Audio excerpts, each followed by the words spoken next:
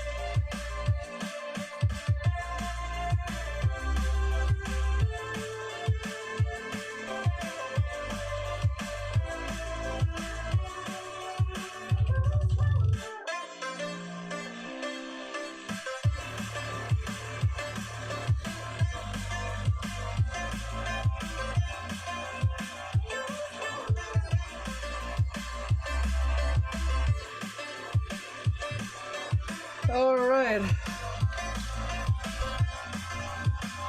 Alright.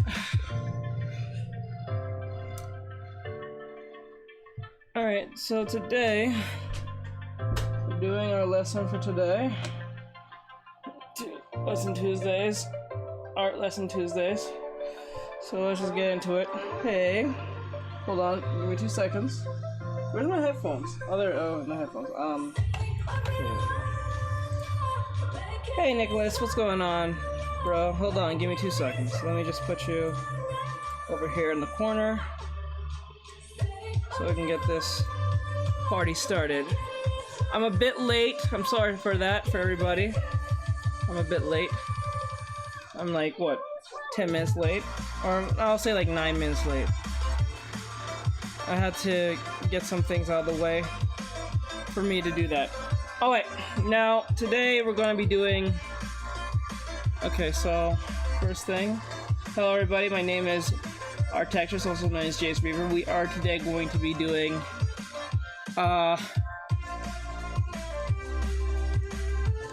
shapes, forms, and we're going to be doing shapes, forms, shading. Oops. Shading.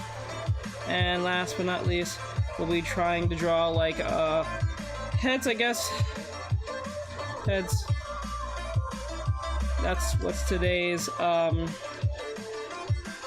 we're going to be doing for today. But before I can get into anything else, let me just get this out of the way so I don't forget, because I know everyone keeps asking me about this particular thing. Hold on. It's here. I know it is. Oh, Jesus.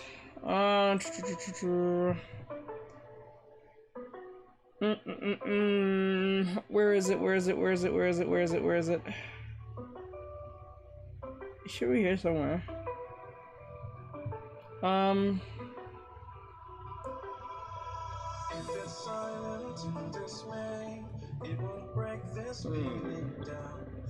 I gotta get one of... Can I find it in time? Who was it? Where's shit, anime pose, eyes. Oh yeah, I remember I did the eyes. I remember that. I totally forgot about that. Hold on, let me open this real quick. I think it's in this one. Yo, hello everyone, what's going on? So today we're gonna be doing forms, shapes, shadings, and heads. Today as a lesson. So if you guys are interested in knowing shapes, forms, shading, and heads, that's going to be very important if you want to get good at drawing. I'm doing a lesson for today. We're not doing no silly stuff today. We're doing a lesson. So bug up your seatbelts and we'll get into this in 2 seconds. I just need to get a quick little thing and then I'll start as we start, because what you all should learn to do when you're about to draw or get into drawing, you should do warm-ups. That's something you should do first before you do anything.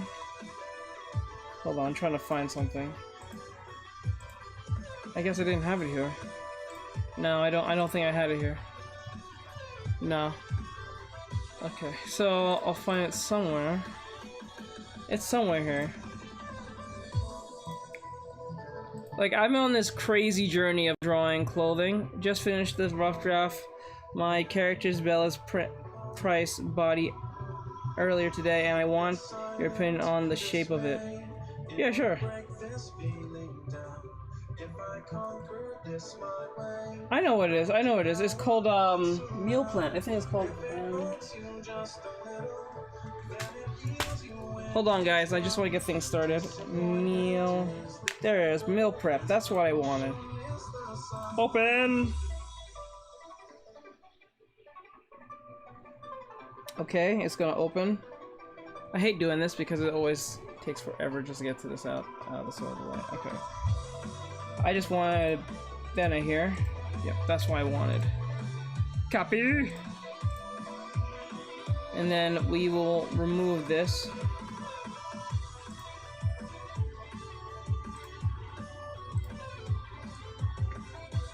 Okay, and then I'm going to paste.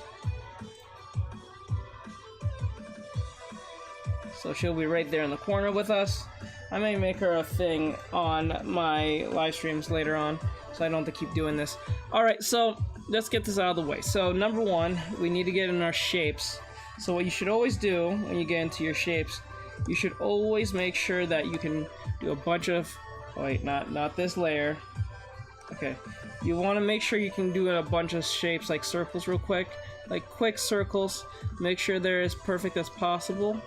Try not to go along with the idea of, let me make this much darker so you guys can see this.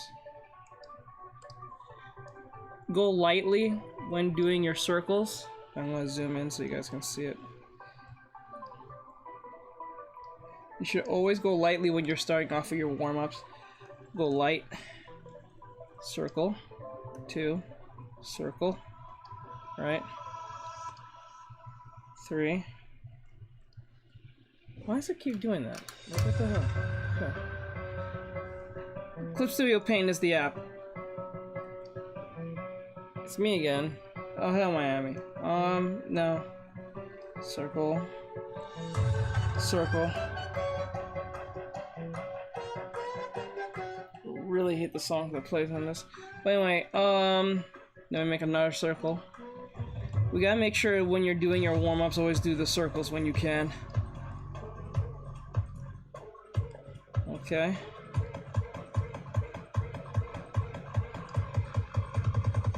Can you please draw? No, I'm not doing I'm not doing those stuff today. Today's a lesson. I need to keep subject on the lesson. I'm not doing no silly stuff today.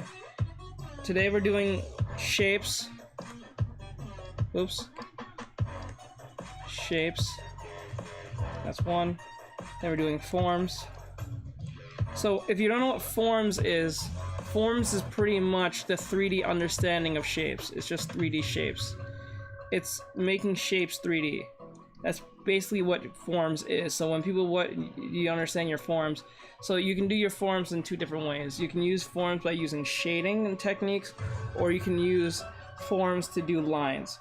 So that's something that you need to keep in mind when you're getting to the whole understanding of these qualities of drawing. So number one thing you should always learn when you get into okay, as a girl after you're done drawing. I would like to do that, but I can't do that today. I have to keep on schedule because I tend to go off the rails and not stay on the subject. Hey Jack, what's going on? I see you, buddy. I'm sorry I didn't say hi to you. Number one thing you should always learn is your shapes. Second is your forms. Third is your what was it? It was your I want to say proportions. It's shapes, gestures. It was gestures. Gestures. And then fourth thing is your, I'll say more like your perspectives. Okay. And then last but not least, then your proportions. That's something you should always learn when you're doing this, because if you don't learn your well, the reason why I put proportions last is because it's not that serious, it's not that important.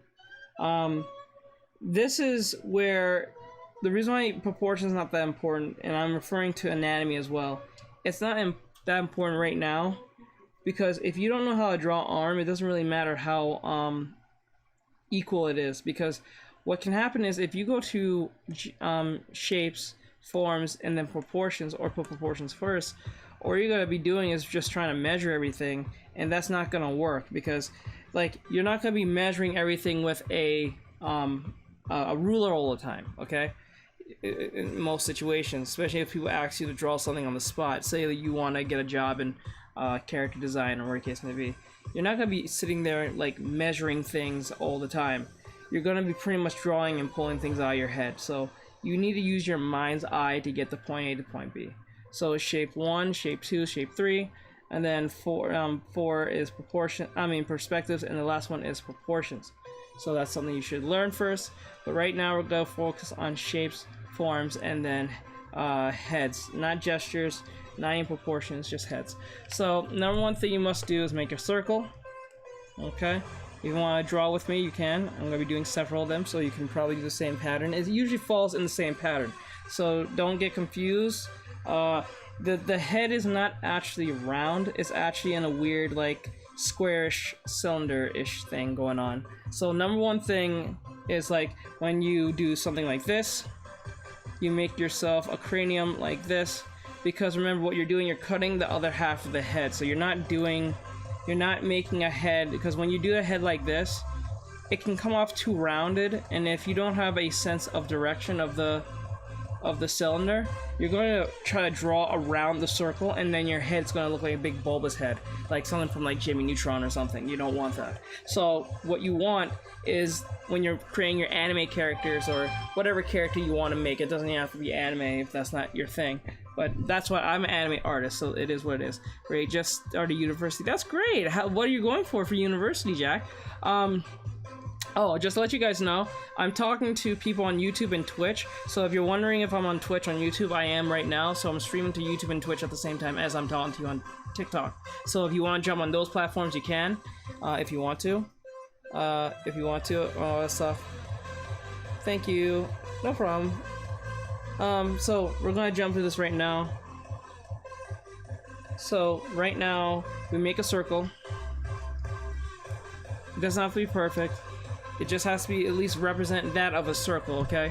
So when you get into a circle, I'm gonna make this darker enough for you guys can see, because I know it's kind of hard to see, I'm pretty sure. So I'm going to darken this a little bit. I hate darkening it because it kind of takes away the information when you're drawing creative writing. Oh, that's nice. Just messaged you the current rough draft of the character body on Instagram. Okay, I'll check it out in a little bit. Alright, so when you make your circle, always know that when you're creating a circle, there's two things that happens. Depending on how you drew the circle will represent the direction on how where the character is going to be looking. So the best way to control that with just guessing all the time, I can't go to Twitch, but I can go to YouTube. Okay, that's fine, Miami, that's fine.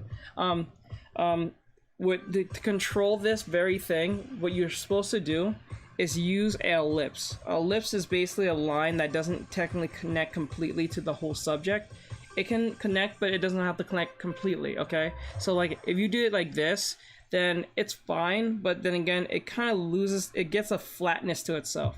So to always keep that 3D-ness is to make sure that it doesn't connect completely around the whole subject. You can leave a gap because your brain is going to make up the extra information that's there.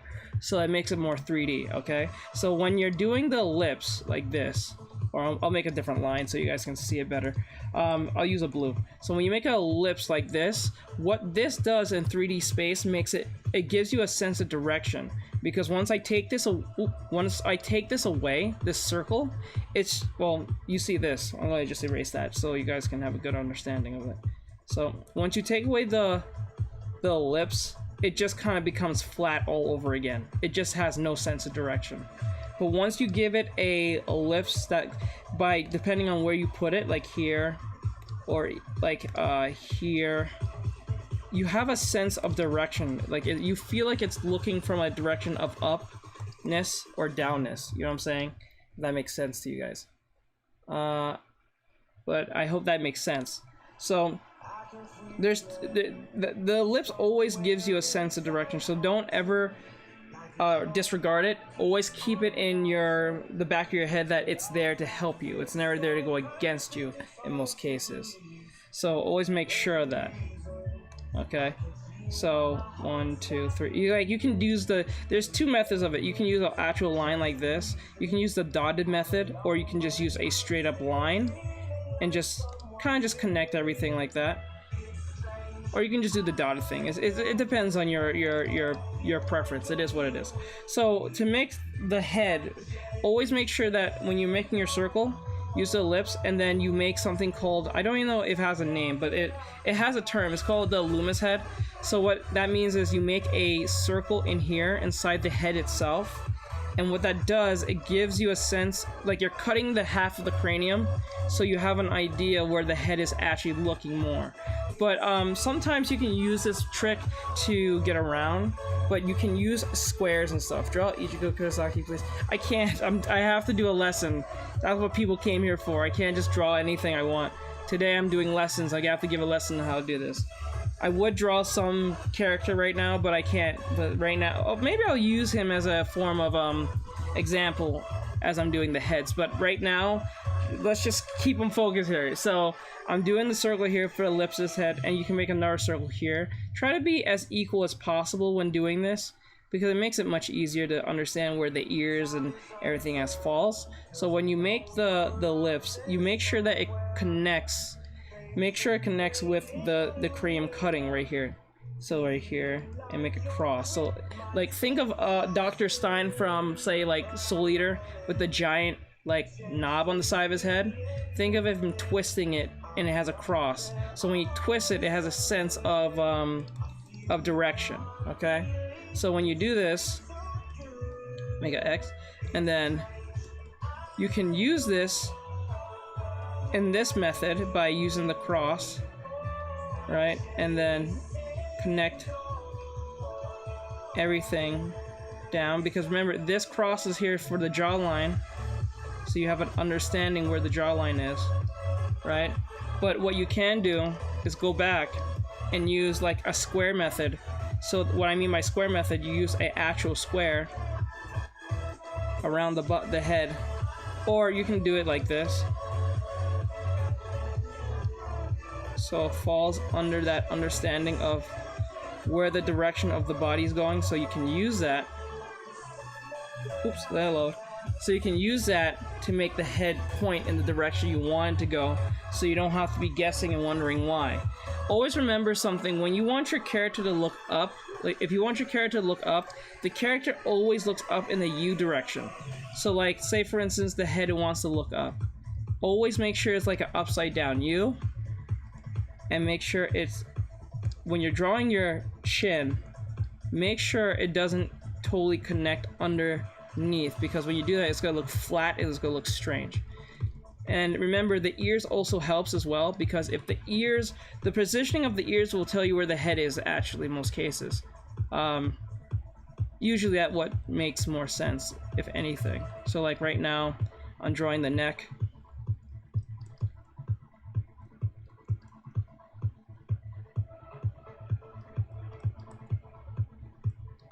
See that? And I'm looking up. I'm having my character look up, and then you have to shade underneath. Depending if it's a male or female, this all falls in the same situation. I use I use your drawing. Yes, that's the point. Yes, you can use it as reference. you can use it as reference. So like you should always keep in mind that the positioning of the ears represents the direction the head is going. So think of the ears as the crosses, as I told you before. They let you know where they are positioned, so you have a better understanding of that. Okay, and I put one right in the middle like this. You guys can draw along with me. If you have any questions, please leave your questions in the questionnaire. I have no problem answering questions. If you are confused about something, I'll try and answer it the best way I can. Okay, so long as like it's respectful and stuff, so it is what it is. Okay, so I made him with a very big jawline, if anything. So I have him looking upwards. You can probably see it. It looks kind of messy because I'm using a thicker brush for you guys to see, so it doesn't look as what's the right word? As cleaned out. Just messy. Okay, I'm gonna look at that, Nicholas. So I'm gonna pull out some reference here because I'm just drawing this from the top of my head. So like, let's do a head right now of like, let's say this anime girl right here. She's like looking down, so the direction that she's going is the direction of the lips that's looking that way. So we're going to make a circle, right? Not that you gotta be light with it, because the lighter the circle is, the more better looking it will be. If it goes too thick, it's gotta look too close, because remember, the thicker the line is, the closer it is. The thinner the thing is, the more further back is. So like for instance, if I were to make a square, right? Let's just say I drew a square right now, right? And I wanted to go backwards in space, like this. But I have no motivation. Okay, what if I want to draw good, but what if I want to draw good, but I am bad in it? I know that if I practice, I'll get better. That's pretty much the answer. That's how I got better. The comment section is now German state property. You're funny. Okay, what drawing software are you using? I'm using Clip Studio Paint to answer your questions. Alright, so like, let's just say I want to draw a square back in perspective, right? Like right now. I'm doing it as we speak. Now, to make this seem more closer to us, always remember that the thicker the line is, the closer it is. So like, if I were to do this again, I would draw this more thicker, the first half of this, as it fades backwards in space. Okay? Because you're going to notice that the thicker the line is, the closer it seems to be. The thinner the line is, it gets much more, it feels further back in space. Like, you can do it like this, in this kind of way. Or what you can do is actually draw the square, like this. Right? Right, and then draw another square. And another square.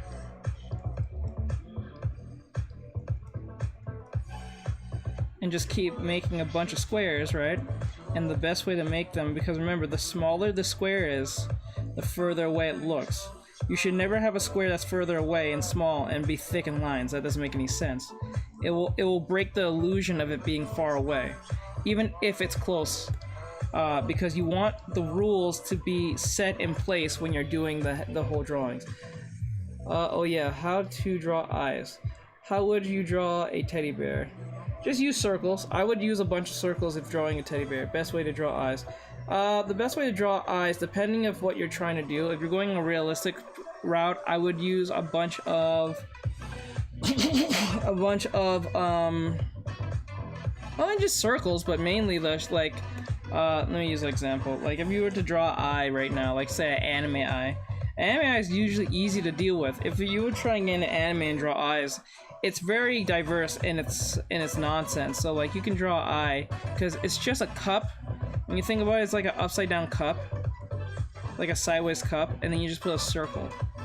So like it never gets hard to draw said face, nose, and then since if we're talking about anime, if we're talking about realism, then it still has to fall under the rules of drawing with understanding of how the eye works, or at least the placement of the eye. Like, I'm not even gonna try draw realistic like that because that comes with a lot of other things that comes in play, but like if you still have the understanding, the pupil, the eyelid, the eyebrow, you know, and then understand that circle here, and then you want to make the nose like this, but you don't want to. Ultimately, you can make things look very realistic if you know how to shade. If you understand where shading comes from, if you look at the body like as like what do you call it? What's the word? What's the starts with P? Like plates on the skin, you can find some interesting places. The lighter the strokes aren't the lighter strokes aren't really being picked up by the camera, I think. Okay, don't worry, I got that. I got you. So right here, what I mean here is I'm going to thicken this because it's closest to us, and knowing that it's big, but it's closest. Okay? They're not perfect squares. I'm not trying to make a perfect square. The point is that the closer something is, it's not going to be as thick as if it was far. Okay? I hope you understand that. So, like, let me make a smaller square and then a very big square. Because now this one looks like the biggest one because it's the closest. But if I were to draw it like this, in perspective like this. Oh wait, no. Did it wrong. If I were to draw it like this.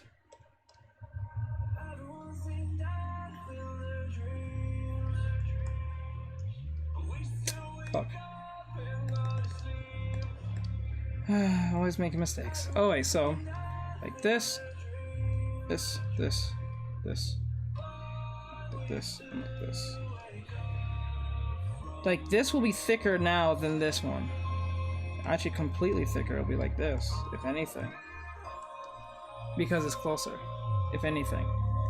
But if you use like the idea of illusions, or like use the horizon line, for instance.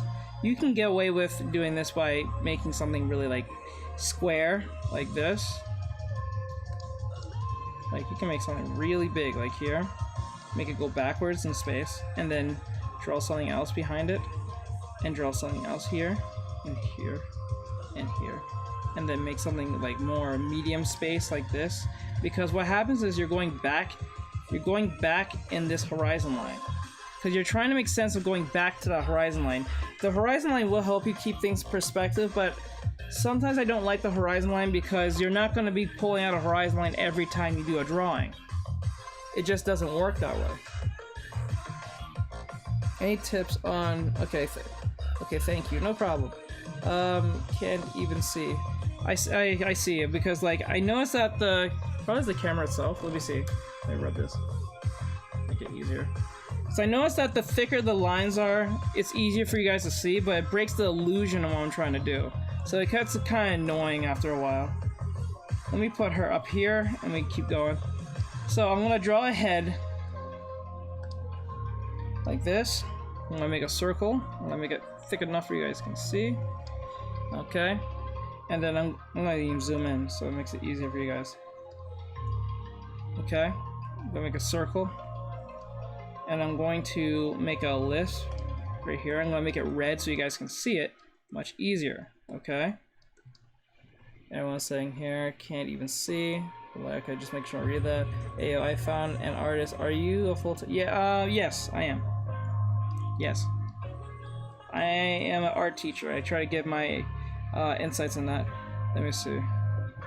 What will you also be doing the various types of face shapes, such as square shape face or triangle? Well, that is important. Because shape language is important to understand, and if you understand shape language, you can make interesting characters. Like you can make a square face dude. Like you can make this like this, and then make a nose in that sense, and then give it like eyes. Like this. Like think of, I don't even say use that character, but like just say you have like a square shape head, right? Like this is literally the literal definition of using shapes as to create like a character or something. I can't think of one right now, so I'm just literally pulling one out of the hat right now. So like, you can make eyes like this, and then like that. And then you can make eyes. It looks scary, but I'm just making an example. So you can literally use shape language, and you can look like Patrick with a nose, to be honest. Oh, wait, maybe I should just draw Patrick's. Oh, shit. Because Patrick's star is literally a triangle. You stop and think about it. So, like, you got this, and then you got someone with more of a, let's say, let me think of, like, Pixar, for instance. What's that character, the old man's name? I forgot his name. Let me look it up. I'm gonna just type in up. Okay. Yeah, the guy, okay. So if you look at shows like Gravity Falls, I'm pretty sure the same art style that's in Gravity Falls is the same art style that's in Up. Because if you look at the old man, I forgot his name, his head is literally a square, if you think about it, from Pixar's Up. Where do you teach at? No, I just teach right here online on TikTok, Twitch, and YouTube. I'm more of an e-teacher than anything. Oh gosh, that's a cow. Yes, it's a cow. It's a cow. Her name is Benna. Hi, hello Venom. Just making sure I didn't miss anyone's conversations or anything. Look guys, that's a cow. Oh my gosh, how cute. Yes, that's Benna right here. Because we use shape language to create Benna. That's how I was able to make the strawberry. I never draw strawberries before, but because I understand the shape language, those of you who was there at the time when I was teaching this, I use shape language. I use circles, circles, circles, because Benna is, see the thing is, not only that I use shape, but remember, shape gives a certain sense of security and feeling, okay? So what I mean is, when you use circles a lot, usually the character is considered more harmless, or at least comes off more cutesy because we're using circular shapes, most cases. So that's why she comes off more cute, because we're using circular shapes. There's not a single, well, unless the horns if you're referring to, but there's no actual pointy part of her body that comes off as menacing or fearing. That's actually such a simplified and fun. Yes, it was really fun. It was really cute when we created her. She's part of the stream now, so like she's kind of like the weird little mascot that just, you know, keeps me company, that you guys will see and, you know, like and stuff. I might make her into like an actual like stuffed bear or something for you guys to buy and stuff. But the whole point is that Benna here is considered harmless because not only that we know that she's a cow and cows are extremely harmless creatures, but I drew her in such a way that you can't see her as menacing. Maybe silly looking, if anything, or probably even dumb looking for those of you who might have that opinion. But like the ultimate understanding of making Benna was that her head was circle, her mouth is circle. I could have made her head more square, but more like rounded shaped. But I made sure everything was a circular shape. From the udder to the hand to the leg. The only thing that is pointy is her horns, but I could have made that even more softer if I wanted to. Do you integrate motion in your art? Yes, I try to as much as possible. I don't like it because this is why I tell students, always learn, when you're learning to get into drawing, especially if you want to put motion in your drawings, even if it's a still drawing, you can put motion in it, but you must understand gesture. If you don't understand gesture, then you're going to have a problem, because a lot of people tend to focus on proportions way too much. I spelled that wrong. But the proportions way too much. You're not supposed to worry about that. You're supposed to worry about flow. That's what you're supposed to worry about first, if anything. Because if you're drawing, you don't take art school. No, I do not. I didn't go to art school. Everything I'm teaching is from pure experience. From all the years I've learned how to draw, from every YouTuber I probably watch, from every study I've done on my own. I have never went to no art school. The only thing close to art school is when I was at community college that I take liberal arts for a elective thing, and that was stupid. We didn't do a single drawing. It was just really lame. Don't know, them horns look a little pointy, like a fresh little fully shaped pencil. See, even when you put it that way, it still likes that. Okay, do you know about Bruce McCoy? I don't have the brain cells to understand his perspective.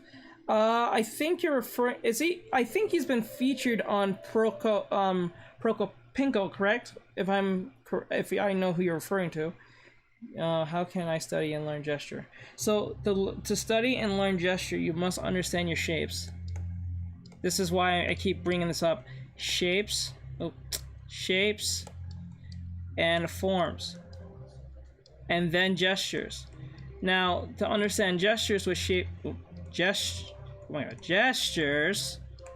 to understand shape and form, what you're supposed to do is make something called the action line. Now, the action line, you can have several action lines. You don't have just one. You can have up to like about 3, depending on what you're trying to do. Art school is a I wouldn't say it's a trap. I wouldn't say it's a trap. If you have the money to go to a fancy schmancy art school, do it. But if you don't have the money, don't waste your time. You can learn most of that stuff on...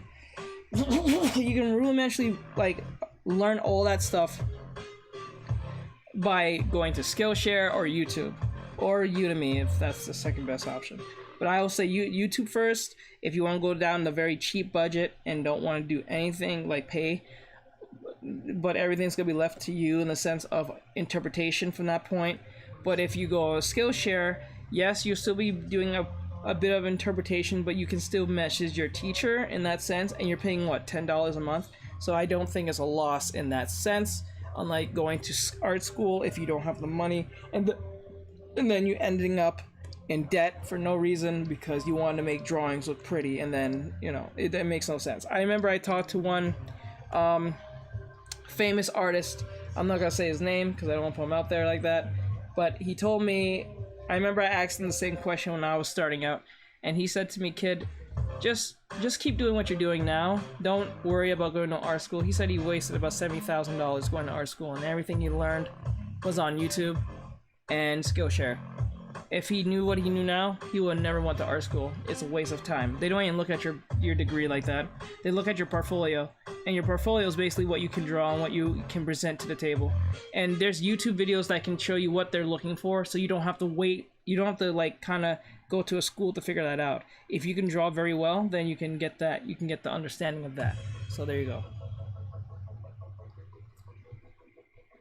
I don't believe I've heard of seen Bruce McCoy on any platform other than his own website. I don't know. I'm probably thinking of someone else, because I remember Prokopinko was talking to someone about perspective, and they was talking a whole section about perspective. He had a book about it, a website about it. He said he'd been teaching perspective from 1976. Yeah, 1976 or 1974 as a professor. And so, like, can someone take my money from me? I just spent to him. No, that's not bad. Buying Clip Studio Paint is not that bad. You can use it. I haven't even mastered animation yet. Don't worry about animation. If you don't know how to make pictures, like, if you can't even draw like a square, don't worry about animation. You're wasting your time. Like, just get the overall understanding of drawing, okay? And then worry about those things later. Can you draw this also in Procreate? I'm pretty sure yes. Yes, I think so. I'm pretty sure you can. Hey, Bacon. But just to be clear to you guys, you don't have to go to art school to get an art degree to get a job in the animation industry or just the art industry in general. They don't even look at that most of the time. 80% of the time, they're looking at your portfolio. And most of the stuff, if you're looking for some type of work, you can go to forums, you can go to like DeviantArt, or you can go, if you're trying to really get that professional hiring, go to art. I'm probably gonna make a YouTube, a TikTok on this. Station. and submit your best stuff there. And I'm not saying submit your WIP, which is work in progress stuff. Do not do this. Don't do that. Go and submit your finalized, done stuff. It could be fan arts. They don't care if we put fan arts, but make sure it's in your own style, and don't take other people's work and put it up there, because they're gonna know, and then they're gonna blacklist you, so don't do that. I'm just saying, don't do that. Don't do that. Only villains do that. Don't do that. So if you're trying to get into the industry, one, I would say get into ArtStation. But when you get into ArtStation, don't look at it like Instagram or even TikTok. Look at it as if your employer sees this, because that's what that is. Because that's where they find great artists for video game, for animation gigs and stuff like that. And even if you're not on ArtStation, you can always refer to your employers to your your website or your Instagram or whatever place you put all your stuff is. Okay, are you talking about the Marshall? I think I'm talking about him, unless I got him confused with someone else. If you know who I'm referring to. Because Prokopinko and him was talking about perspective for like a whole hour and a half. And Prokopinko, I think he was pushing some type of perspective app or something, I don't know. He said it was in the workings of whatever. I don't know if the app is good now, but it is what it is. Gotcha, heart. Okay. The foundations, yes. Meanwhile, been a while. How's things going? I have already taken a look at Marshall Vander's stuff work. That's the person you are for. Yes. Because unless I got him confused with someone else. But yes, I'm pretty sure he does great work in explaining, but I don't know, like, I wish there was more easier way to, like, a trick to always use to understand perspective, but I think perspective is only based on training, practice, and just overall, just putting the time in, and then you make it easier for you to understand how that works for you. Because everyone uses perspective differently. Some people use horizon lines, others don't. Though, still needs tweaking a bit. I knew it. I knew it. I knew that app still needed tweaking.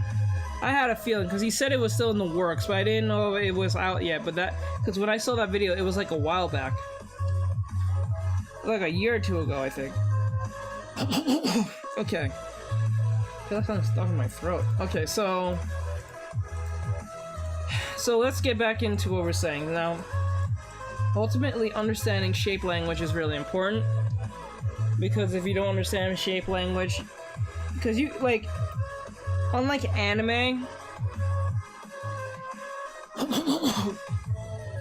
anime is pretty, in my opinion, it's pretty typical in most of its drawing ways. Terminated, blacklisted, warning, spam. Hey, Mike.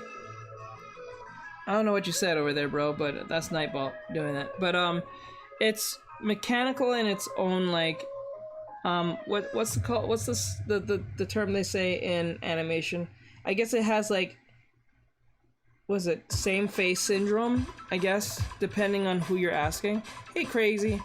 I took some advice that you gave me in a while back, and it helped me a lot. That's great. I'm glad it did, because most cases, I'm not talking out of, like, no experience. I am talking from experience, but my experience may be different from yours, and your experience based on what you imply and interpret may be different, so it may not work for you. Always know that. But then again, it is a route that you can take and try out. So always look at it that way. Never take what I say as 100% like solid. There are rules that you should take, like perspective, for instance. When something's really big, for instance, like if something, oh, let me take that away because I need those. Okay, like if something's really big, you can't make it any more smaller than what is behind it or beside of it, because when you make it beside of it, it just looks like a small ball, right? But when you take the big ball and you place the small ball in a small distance, you can feel a sense of distance between them, right? You can see the sense of distance. So you feel like there is a distance in that way. So I hope that helps. So that's a rule that is set in stone. That's not something you can get around, in a sense. But They did this in the Lord of the Rings movie. Like, they used Gandalf, for instance, to be really huge. When they use perspective, they use forced perspective to make you think that he looks bigger than most of the other dwarves at the time, when he really wasn't. They was pretty much, I think, around this, not even that around the same height, but because they put them in forced perspective for the camera to move a certain way, for you to keep that realism of he looks bigger than what they are, instead of just CGIing them small and stuff like that. So I think they still use some form of CGI, but not completely on everything, for that practical effect. What are we doing today? Today we're doing shapes. We're doing forms. And we're doing heads. Because I remember you asked me the question, because the reason I'm ultimately doing heads is because of this. I considered spam to Nightbot. Yeah. Nightbot has a problem. I gotta fix that thing. So, like, for instance, I remember you asked me the question, what was this? Like, the side angle thing. I remember you asked me that. And at first I was confused at first what you was referring to, but when I realized what you was trying to get to me, I was like, oh, I know that, because everyone, I think, has dealt with this problem many times when doing anime. Or not just anime, you can, this sometimes refer to other types of mediums, but it depends on the angle. Still learning about, wait, let me see. Still learning that, but at least now I'm able to adapt and create my own curriculum. There you go. Always make your own curriculum, but the only way your curriculum is going to work for you is if you stick with it. The only way I can stick to my curriculum in that sense is because I'm always here every Tuesday and Thursday to teach you guys, and I have interaction with you guys, so it doesn't feel boring. Instead of me just practicing all the time by myself. So as I'm teaching, and you guys ask me such amazing questions, so I have an understanding where you guys are heading, or at least have an understanding of how I explain, because the more I explain, the more I can understand it in the sense of how my experience can provide some sense of value to you guys. But the questions that you guys may bring to me is something I may not think of, so those questions tend to help us both on both levels. Because you might ask me a question I'm not even familiar with or even thought of, and then it could catch me off guard. I'm like, okay, that's a good question. I'm not really well versed in that, but that's something I should practice myself. So I can never sit here and be abashed at him saying I am super professional at what I'm doing. I just have the understanding of most things because of just experience. Wait, how do you do that chin shape? So, are you talking about when they're looking up? Or like head angles, is that what you mean? Angles. So we're gonna use some reference so we can stay consistent. Like, for instance, if you look closely at this, if you look closely at this, this is where a lot of people mess up, and right here. They don't connect. They feel a sense of, what's the right word? Doubt in their head shape, because you see how the lining of the eyes, one is higher than the other, and they show this right here, and they even showed you the lip, what do you call it? The Loomis head method, or Loomis head. I think I'm saying it wrong. The circles here is cutting the cranium and makes it more straight if you use the lips line, right? And make sure that the eyes are totally in line with each other. No matter what the angle is, the eyes are truly always in angle with each other. They're never one higher than the other. That's not how it works. Stop with the wizard sheet. Like, just the chin altogether. Okay, so what took you the longest to learn? I'm struggling with. I think what took me the longest to learn are two things. Hands and perspective. I spelled that wrong again. I keep spelling that word wrong. But like, hands and perspective is my biggest problem. At first it was color theory, but that became easy once you understand the pattern and how that works. Okay? We will mention shading, that is important, but we'll not get into that right now. And if you're getting into color theory, I'm telling you right now, if you're getting into color theory, if you think you're ready for that, do not get into hues first. Don't do that. Do not get into hues first. Do not do it. You're going to hurt yourself. So if I say, what I'm saying here, learn grayscale first. Gray scale. Trust me, it will save you so much hell. But you're probably gonna ask me, why would I have to learn grayscale? It's just a bunch of whites, blacks, and grays. That's the very reason why you should learn it, because that will ultimately help you with your shading game.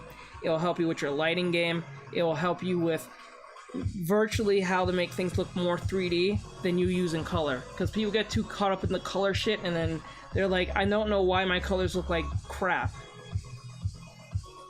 Do not use hues. Learn grayscale first. And yes, I'm saying this as a literal rule. I'm not even trying to play that game now. Because the thing is, the reason why you want to learn grayscale first is because it saves you so much hell. Because, let me show you something real here. I just recently posted this today. You guys know this. You guys seen this today. I posted, those of you who follow me, you've seen this today on my Instagram. I just posted this today. And all of this is a mix of grayscale and color, right? But the color did not come in first as a lesson, okay? I'm going to show you this. Sorry for the movement. I'm trying to make sure you guys can see this properly. Let me see. I should do that more often. Yes, thank you. Is it bad? I am good with color, but can't draw. That's not bad. That's not bad. That's actually, you're just good in, because remember, drawing, drawing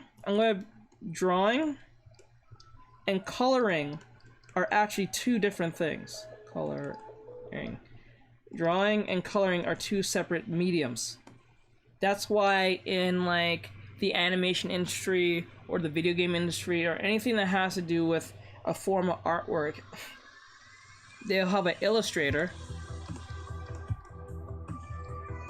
spelled wrong, illustrator, and someone who's like a painter or a colorer or something, a colorist or whatever in comics, right? The person who does the illustrating is the person who does all the make the character look like the character and stuff like that. The coloring, or the painter, the colorist, depending on what medium, probably in comics or so, they put all the flats and then they do all the shading and all that stuff. Those are two different things. You can be really bad at drawing. It is what it is. But you can be very good at coloring. Those are two different mediums. So just because you're bad at drawing doesn't mean you can be bad at coloring. I remember when I was growing up, when I was getting to, like, while I was practicing my drawings back in the day, I remember in school, and not in art school, but like in like high school or so, I remember the girls in my class, they were really good at coloring. They was really good at coloring, like making colors look nice and gradients and all that stuff, but they was shit at literally like drawing in general.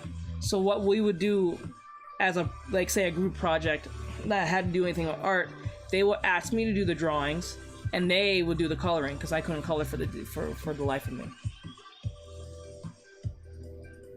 So always know that.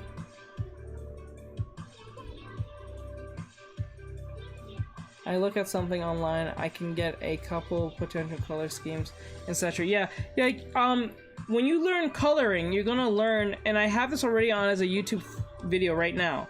In color theory, you're gonna learn complementary colors, you're gonna learn tertiary colors, you're gonna know what monochrome colors are. Like, these are important things to know so you can create your characters much more efficiently, a lot more effectively, a lot more interestingly. And then when you understand shape, if you understand color temperature, it brings more of a I want to team up. I'm horrible at coloring in the lines, but I can draw. So there you go. You guys can team up and collab together. There you go. That's how you start getting networking with others. What we draw today. So we're going to be drawing heads. So for instance, I'm going to teach you what I mean by coloring by using grayscale. So as you can see, you see a bunch of coloring here, right? there's a lot of reflective light, reflective colors back and forth. You can see there's, if you look closely at this, you can see that not the jacket in this is not. Why is it? Okay, there we go. The jacket in the red jacket here has a tint of blue here, and a tint of green here, and here, right? Right? These are. I'll make it easier for you guys to see this. I'll put like a purple. No, yeah, purple. Maybe that. Yeah, like here. No, that's not. That's a shitty color. I'll use a red, like blue or something. Okay, like here and here and here and here. All of this is tinted because it's reflecting back off to each other. You okay? Because this red has this jacket has a red tint of red from this red and a tint of blue from here. Okay, so when you understand color theory to that point, you understand reflective light or bounce light and all that stuff. That's important. That gives more realism to your drawings and all that stuff. So, for instance, I'm going to take away the color. I'm taking away just color away. You can get away with great coloring without using actual colors like that. I'm going to take all this away. Okay.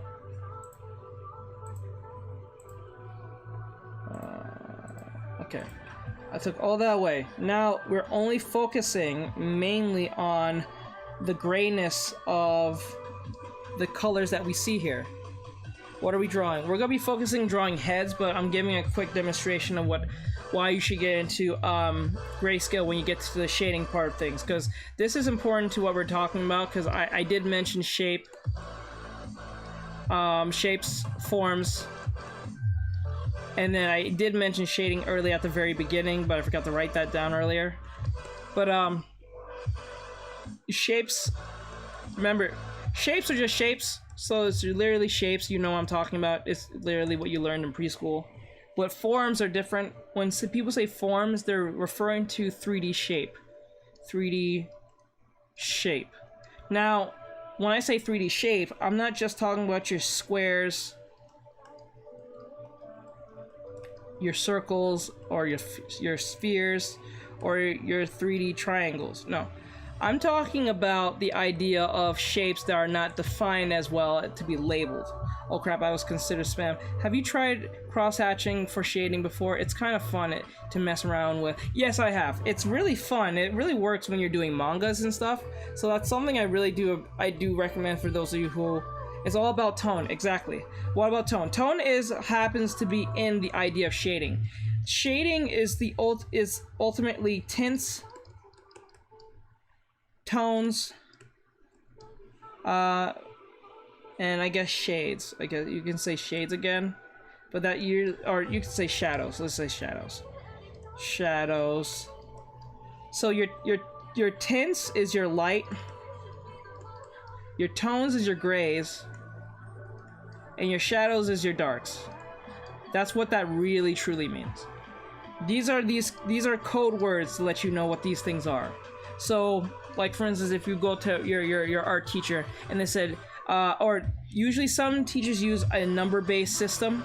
You guys might know what I'm talking about from a scale of 1 to 10. Depending on how they create their 1 to 10 system, you know, they can. Some teachers go with a 10 could be the darkest and 1 is the lightest. Or some people can say their 1 is the darkest, and some people say their 10 is the lightest. It depends on who you're dealing with. If there's no scale that is like set in stone for you to use, it's usually a number-based system based on 1 to 10 to give you an indication on how dark or how light your tones, tints, and darks are. Okay, so like this can be rearranged depending on your preference. If you want your 10s to be your darkest and your 1s to be to your lightest, there you go. Okay? Darkest darks. Forgot the name. The darkest darks, your darkest darks. Darkest darks. That code name is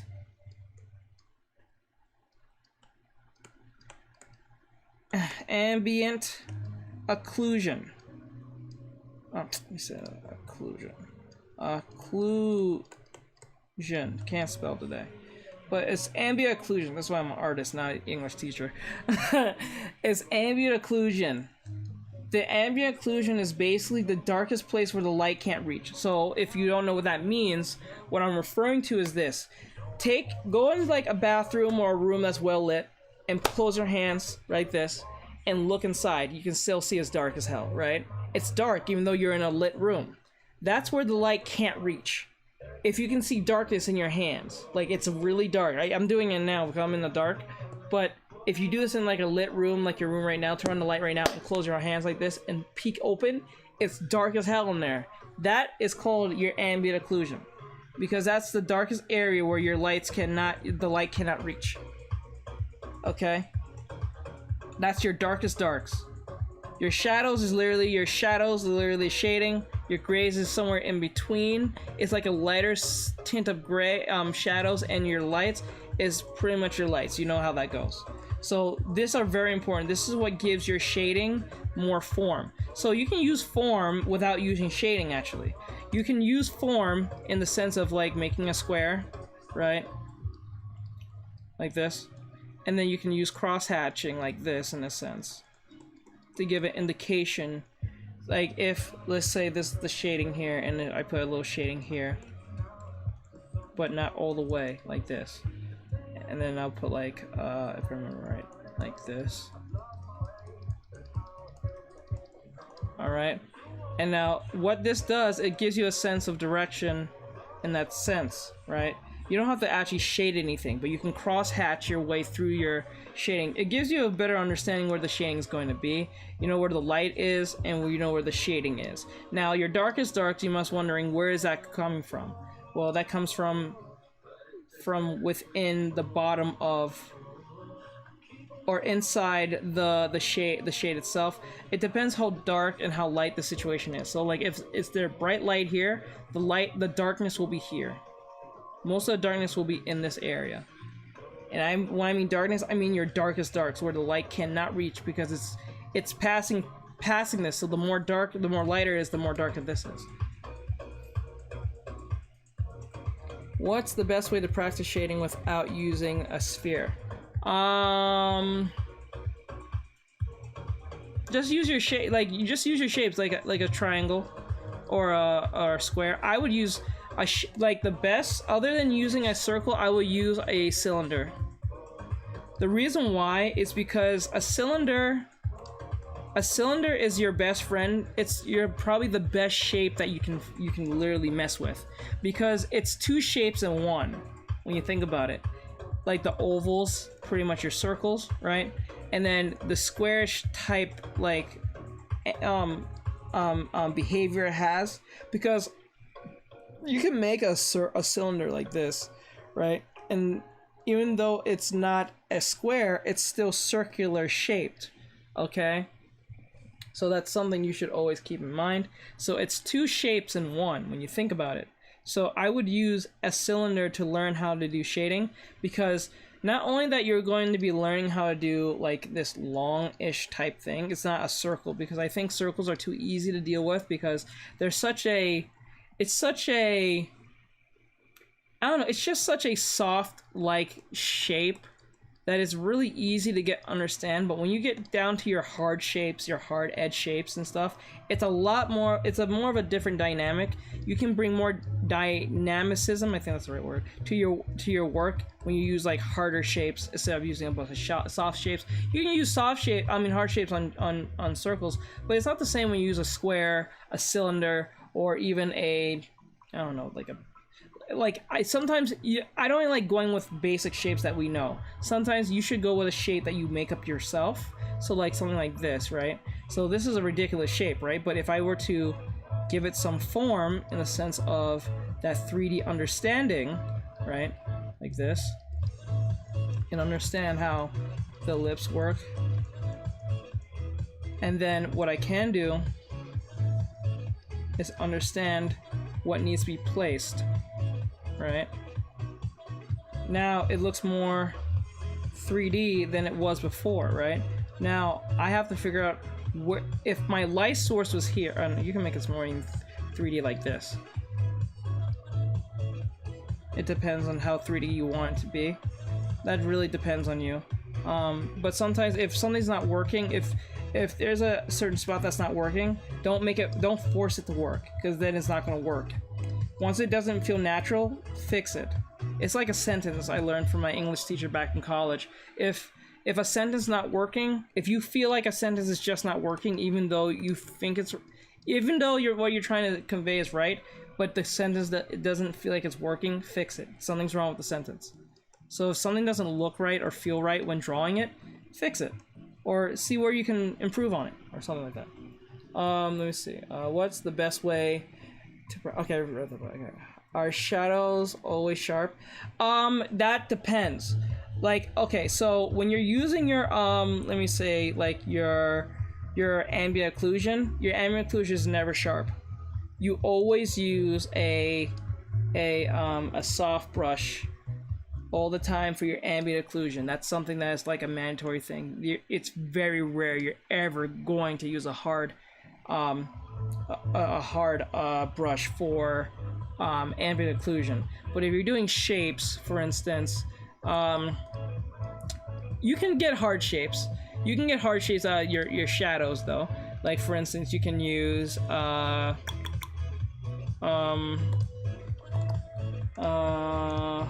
like your lasso tool, and then have a good understanding of it by, because if I remember right, oops, did that wrong. If I remember right, the closer the light source is, the softer.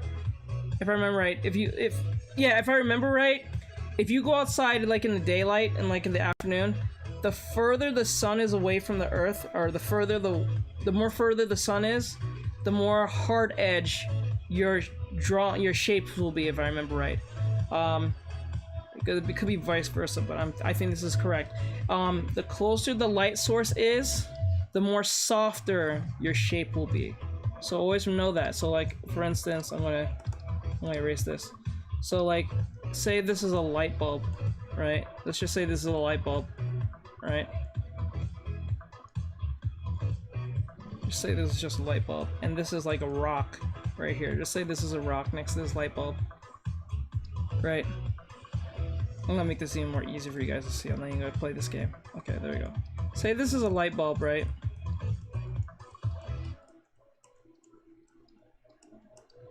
Right? Ding dong ding. And then you have this little rock here. I think, if I remember right, the more closer the light source something is, the softer the shape will be. I think, if I remember right. Okay? But I think, if I remember right, the further away your source is. Let's just use an example. I know anything this isn't in the right distance, but like, the further away, the more hard edge your drawing will be. Does that make sense? It's like a push and pull type of thing.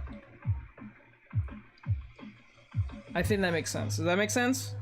The further away, the more hard edge your shadow will be. The more closer,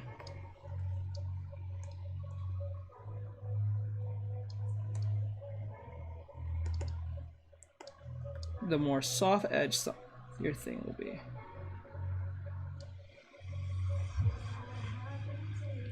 If I remember right. No, I don't like. No, I don't think it's right, because think about it now. Like in cartoons, like let me use a better example.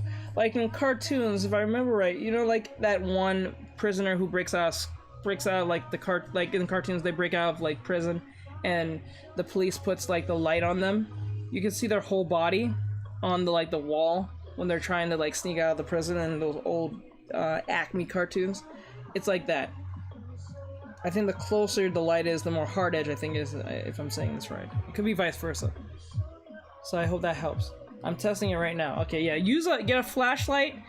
Get a flashlight right now, or yeah, get something with some type of light and see if it works. If you put your hand in front of the light, and if it becomes hard edge, then it's the opposite direction I meant. But if it's further away, it'll be a lot more hard to see or figure out what it is. It could be vice versa. Try it out.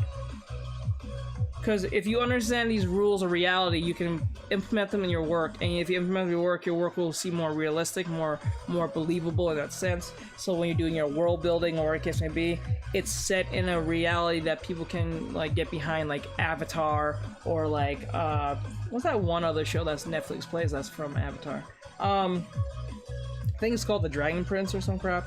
And other like anime and stuff like that. So it is what it is. Alright, so I'm gonna draw some heads here. Alright. 1, 2, 3, and then we got 4. Alright, so I'm going to turn these down. I'm testing it out right now. Okay. I'm going to turn these down, and what I'm going to do... Alright, so... like this. Oops. Wrong. Now going like this.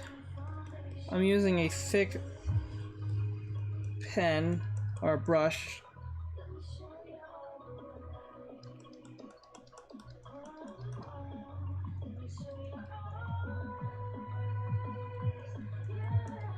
Like this. And then put it like that. And then we're going to pull this neck down here. Oops. Oh yeah, always remember when you're drawing your characters, drawing the neck, people tend to draw the neck like this, like a vase or something, like this. You should never do that. Especially if you're drawing a male, because I'm drawing a male right now. Even if it's a female, always know that when you go down on the neck, there is something called break. I don't even know if the right terms, traps I believe, but I call it the break because what happens is it breaks like this and then the shoulder comes in. It gives a sense of an indent so it feels more realistic because when you do this thing with the neck like this, it doesn't feel real. It kind of just feels like it's a weird swooping vase in the neck or something. It looks weird. So always make sure there's a dent in here. Okay? So, like this.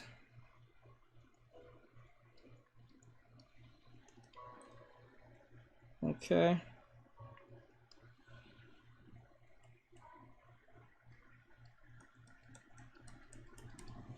Alright, there you go.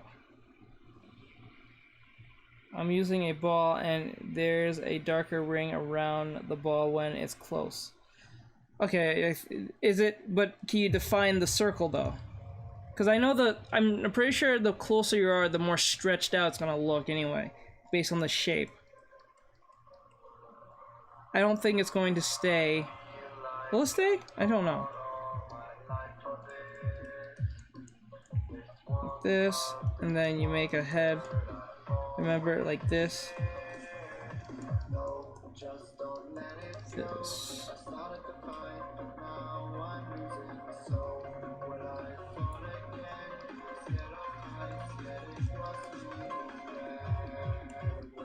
Okay, and then we make the line here. It depends on how you want to make it because what you can make is this head turn so many ways, in a sense, but like only by a certain direction like this. If it's looking directly like this, or if directly like this, like this, right? Or what you can do is make the line, the ellipse line, more to the edge like this.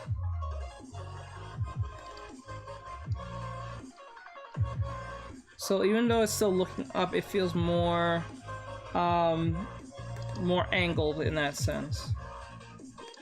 It's a weird thing. It's a thing that you just have to learn how to use if you don't know what I'm referring to.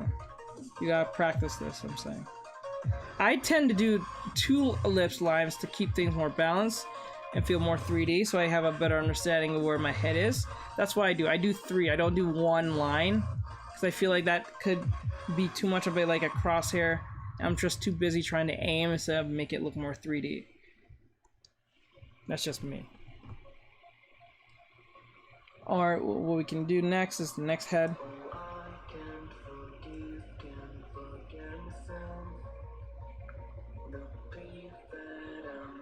So let's make the next head here.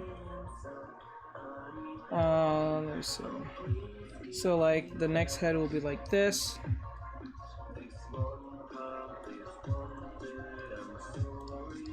I'm gonna make the lips, the Loomis head a circle.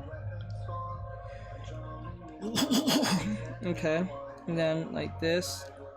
Oh, actually, don't I need to do it? Because if we're looking at from this side, this angle, I don't really need to draw the other side. Make it like this, and then what we're gonna do is like that.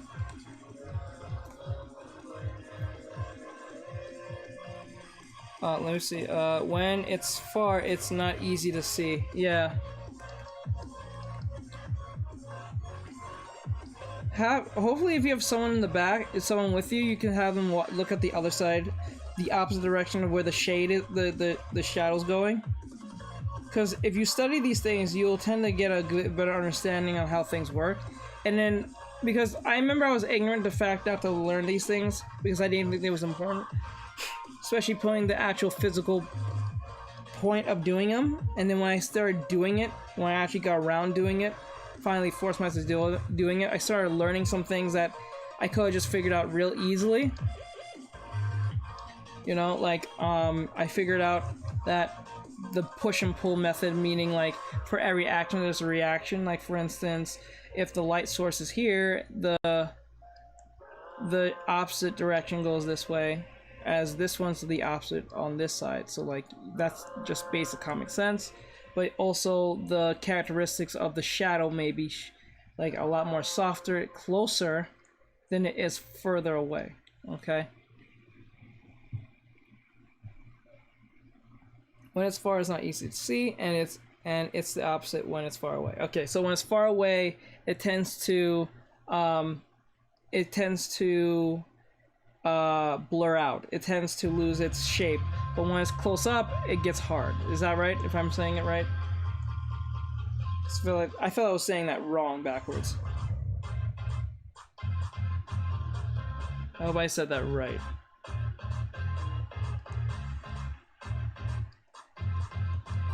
Okay, so let me put this right here.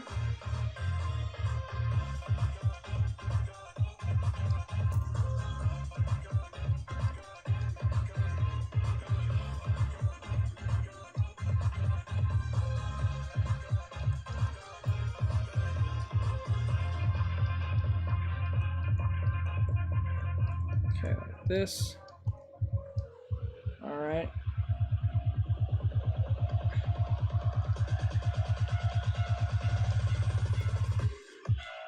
And this is where most people mess up, is because they don't make a shade under the chin to indicate that there's a chin under here.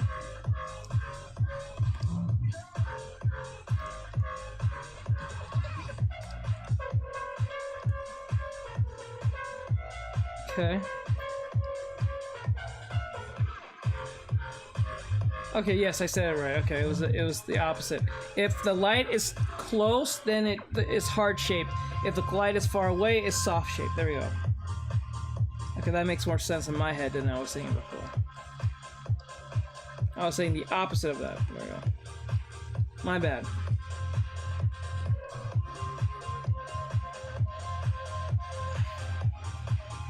Alright.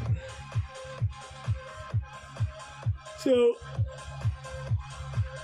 that's one way to draw your characters in that sense. And then I can erase these two. And what we're going to go back and do is, let me see, one with looking sideways. So like, you can still use this for the sideways method. So like, if you draw your character like this, like this.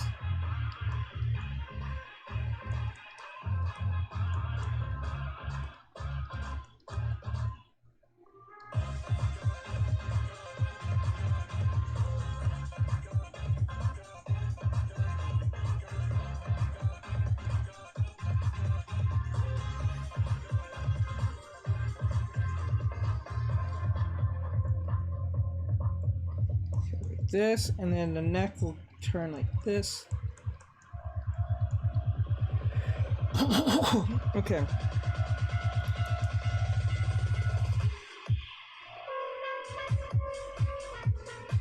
Okay, remember that grayscale challenge I gave you, save for when you're doing the shading glass? What was it again? It was, I remember you mentioned some type of challenge. How did that work again?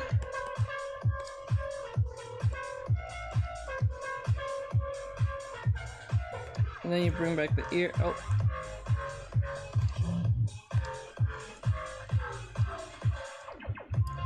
And you bring down the ear like this.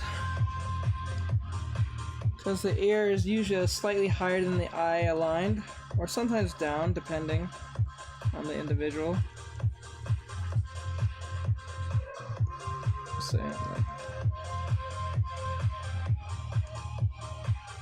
So there's always ways to use the circle method to get to where you need to be.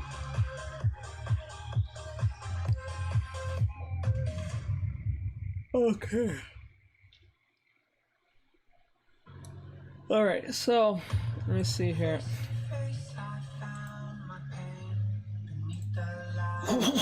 Okay, so we're gonna use this as an example because one is gonna kill so many time for me later on. But we're gonna do this, for instance, for the shading. I'm getting full. Oh. Okay. Jesus, scared the shit out of me. Alright, so we're gonna put the shadings for this. So we're gonna use a form of grayscale. So I always do this. Just make sure. Did I put? No, I didn't put no color. So like I always look for a direction for not all of them. For each of them have their own light source. So for instance, like the light source will go from here for this one, and then this one's gonna go from downwards. Okay, and then this side is going to come from, I guess, from here, and then the last one is going to have one coming from bottom. So the light source is coming from here, and the light source coming from here. So we have an understanding where this will be going. Once we know the understanding where that's going, it makes things a lot more easier. Instead of just guessing and just putting shades randomly, because when you understand where the shades are going, you don't have to like plan out too much about it, to be honest. So I'm going to right now do the shading.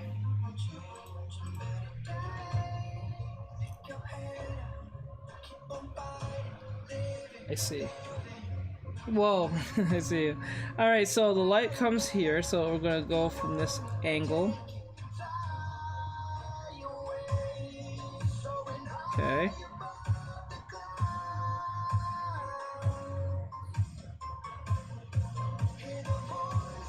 Like this.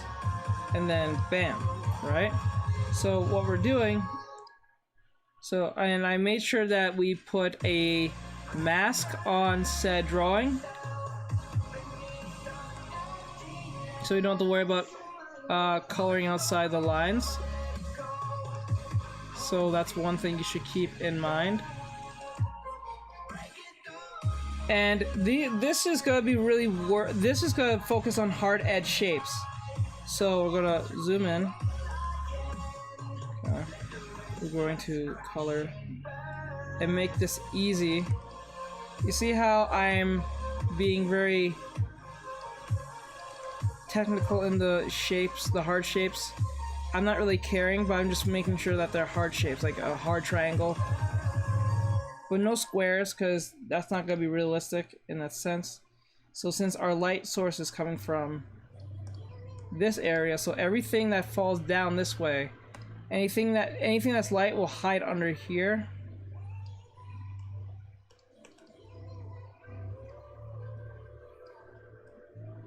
Okay.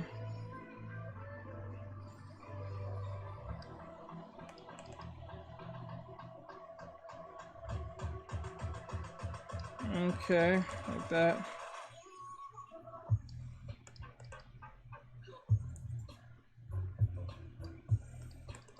Like that. You see how more 3D it looks because I have an understanding where the shape is going?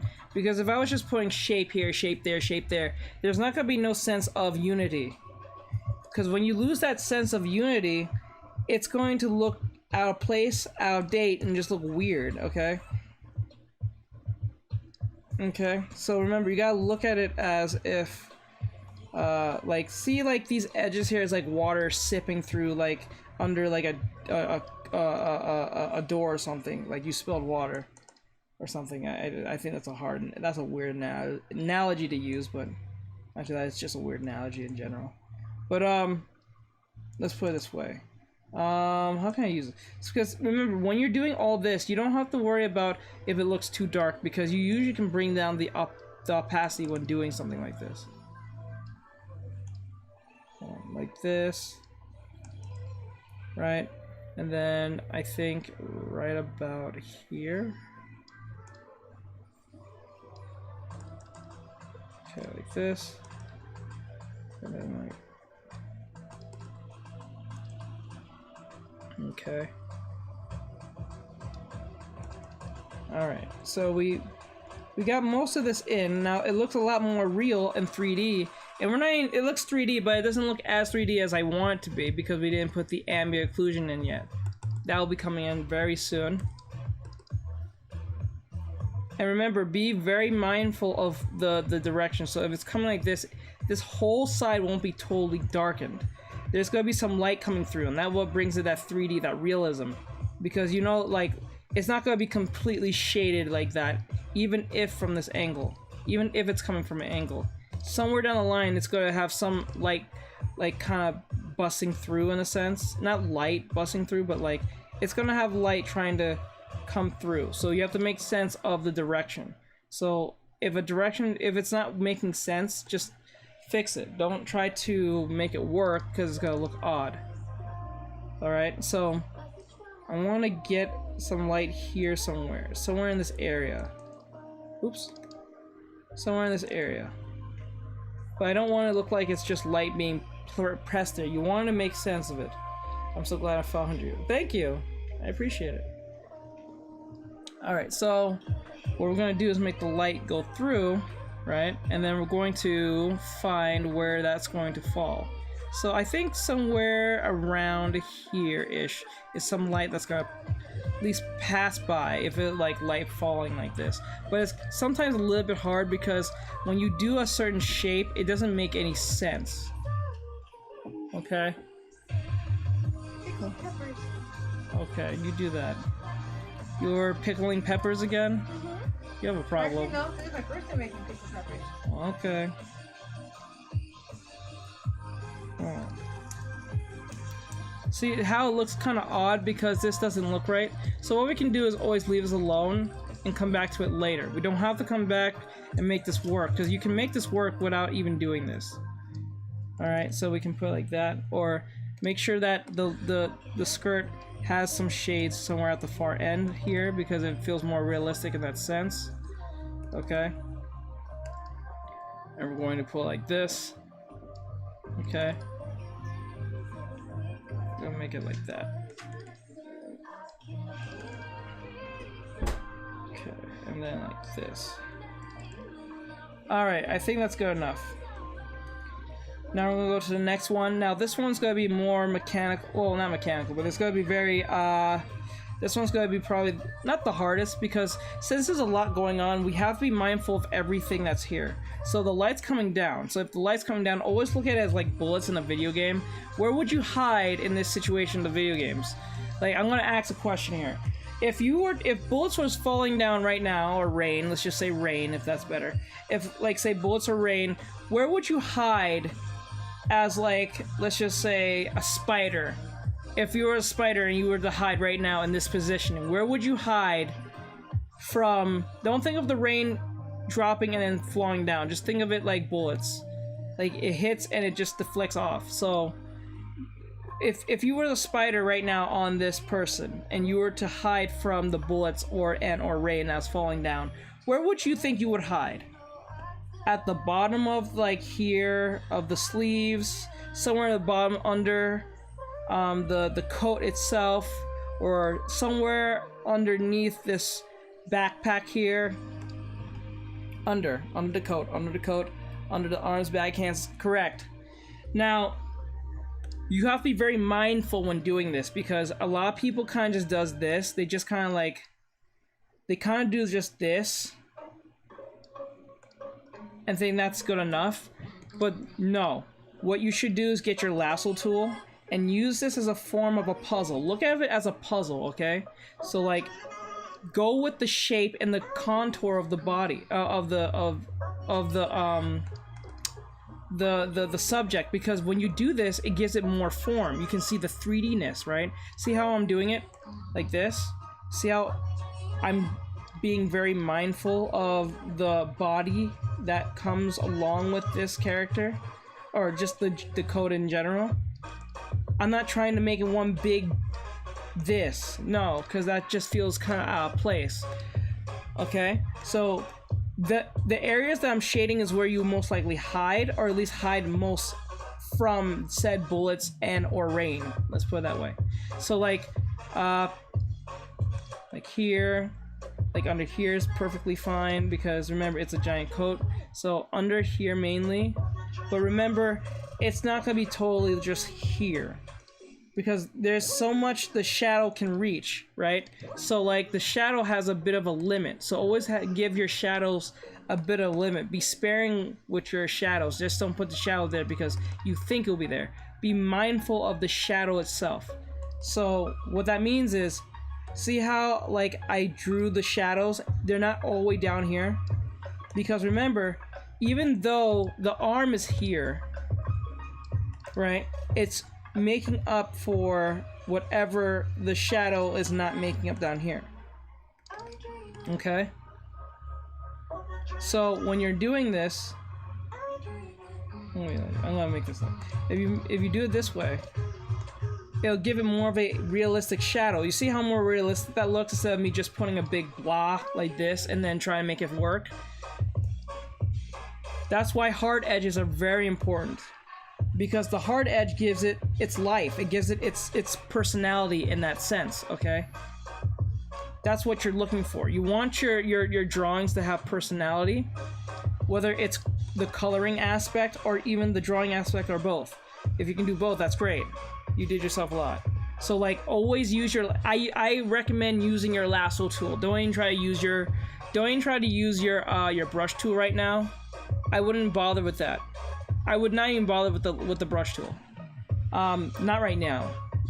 Just make sure, because what I'm saying is you can use your brush tool. I can use my brush tool and still make this look good. But the reason why I'm saying use the lasso tool, because it teaches your brain and your head how shapes work.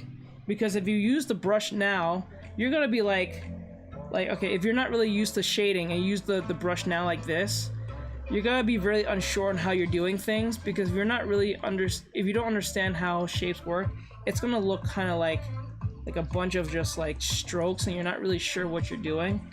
Even though this is custom made, it looks the way it does, but like this, it only looks good because I know exactly where the shading is coming from, where the shading will begin and end. Okay, I can make this look good in the way it is because my brain has been in autopilot many times of practice. So like, I can make this look good as if it's a painting. Okay, got anything for colored pencils? It can still apply the same, but like with colored pencils, I would never, like if I had a colored pencil right now, and technique wise, I would never draw on the point itself. You might know this, but you've seen a bunch of artists do this. They usually draw like this. They usually color like this sideways, like this sideways thing like this, because what they're using is the flat edge of the sharpness. Like they're using that flat edge. Let me use an example. Like they're using the flat edge, not the pointy edge. They're not using that. The pointer, nah. They're using the flatness, the plane of this to get the cover more ground. And if they have an understanding how shape works, like what I'm teaching you now, you see how like even though this is a hard edge, and I did it more puzzle-like, you can still get away with it with doing that, and then let me say, like, erasing the edge like this.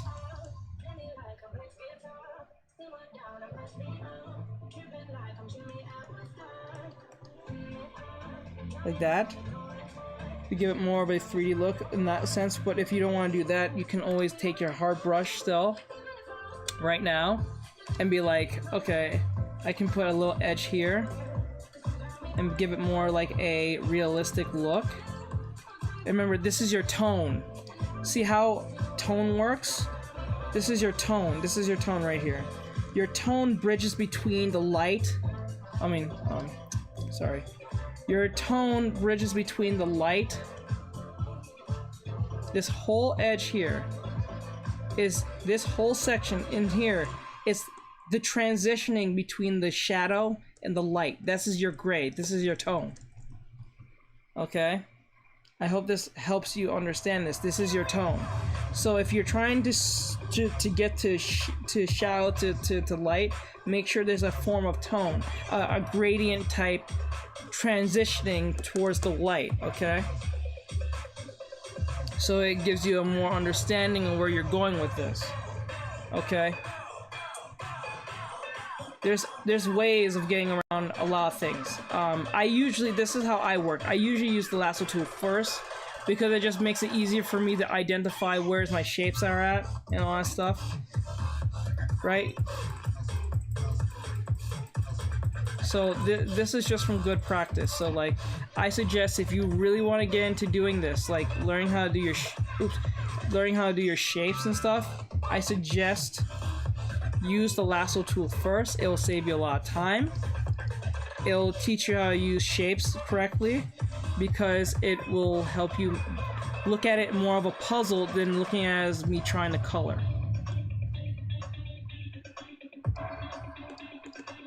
Okay, like this. See how I'm not trying to color the whole sleeve in? See how I'm making like these triangle like shapes, very sharp edge shapes to let me know where the light is like dominating. So I can go like this, just like that. You see? And then you can go to here, like the backpack is supposed to be like a backpack here, and give it a form of shape like this. You see that? Because the light helps it gives a shape and personality. You see how that works? When you're drawing a dress and having the light pointing downward, how would you draw the shadow? Okay. When you're drawing a dress and having the light point downward, how would you draw the shadow? Okay, so like right now we're using that very concept. The light is coming straight down, right? And because the light's coming straight down, like I use the bullet method, the bullet the covering from the bullets, everything from that point will be coming down. So any light here, shadow here, everything that's shadow based will be kind of the edge in that sense. I hope that answered your question. So like, it's like that. I hope I answered your question. So like this. And then you said a dress. So like, for instance, if you're referring to the folds here, it still applies. So like, here's a fold here. But it's you have to use this subtly, because if you use it too much, it's gonna look kind of like weird sometimes. Like that. Okay, like that. And then we're gonna make the jacket like this.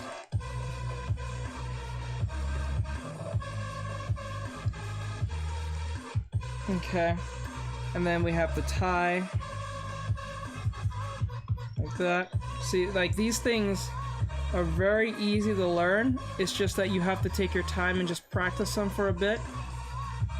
And then you will get to where you need to be real fast. but people don't want to do it because either it's too much work or they want the cheat code or something to like drawing better. I don't know. I used to think that way too, so I'm not gonna pretend like I didn't either, but there's no such thing as a cheat code. When I came to this acceptance idea of this, it got more easier for me to do what I need to do. Okay, let me see. Like at the bottom, the shadow that would fall. Oh, to the floor. Okay. Oh, okay. So you mean the cast shadow? Okay. So if you're referring to the cast shadow, I don't know if I can do this here. Okay. So like if you're referring to the cast shadow, that's the shadow that's cast on the floor, correct? Is that what you're referring to?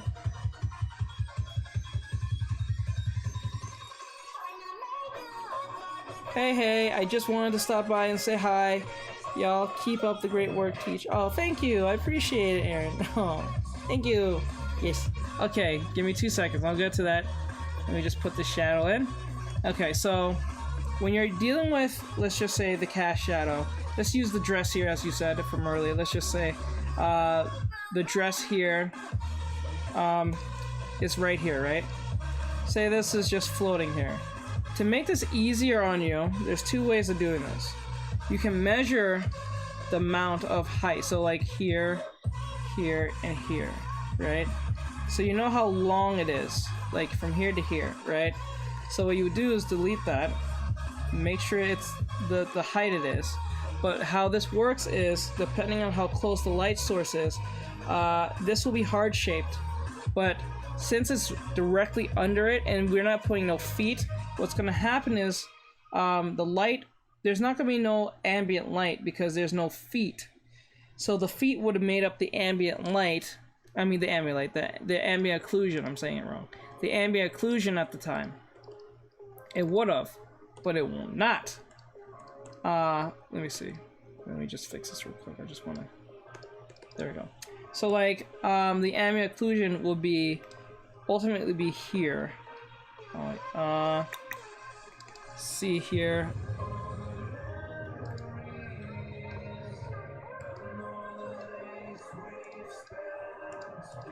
Okay. Yes, yeah. Wi-Fi went out. What were you talking about? I was talking about the idea of using... Oh wait, hold on. Using the cast shadow. He wanted to know about the cast shadow. So the cast shadow would be somewhere in the middle of this. But because we don't have no legs right now, it would be under the feet itself. If anything. So that's what the cast shadow will look like. The shadow itself will be dark in here. But because there's light coming through and there's no other pillars of legs, the only thing you're seeing is just an empty space. There's no way there's gonna be... There's gonna be light on this. So it's just gonna be a shade, if anything. But if we had legs, then this would be a bit of a different story now. We would have had our ambient occlusion. So, perfect example of this is, let's just say we had a square, right? We have a square. Let's use a square. It still applies the same. We have a square, right? And then we have a light bulb. Just a light bulb here, right? It's just shining light, right? Like here. So the light would be darker here at the bottom. And if, just to say there's a cast shadow, like this, it would be very dark under the feet of the shadow of the what do you call it, the square. So what will happen is that here will be darkened, like very dark, because of the light that's closest to the shape.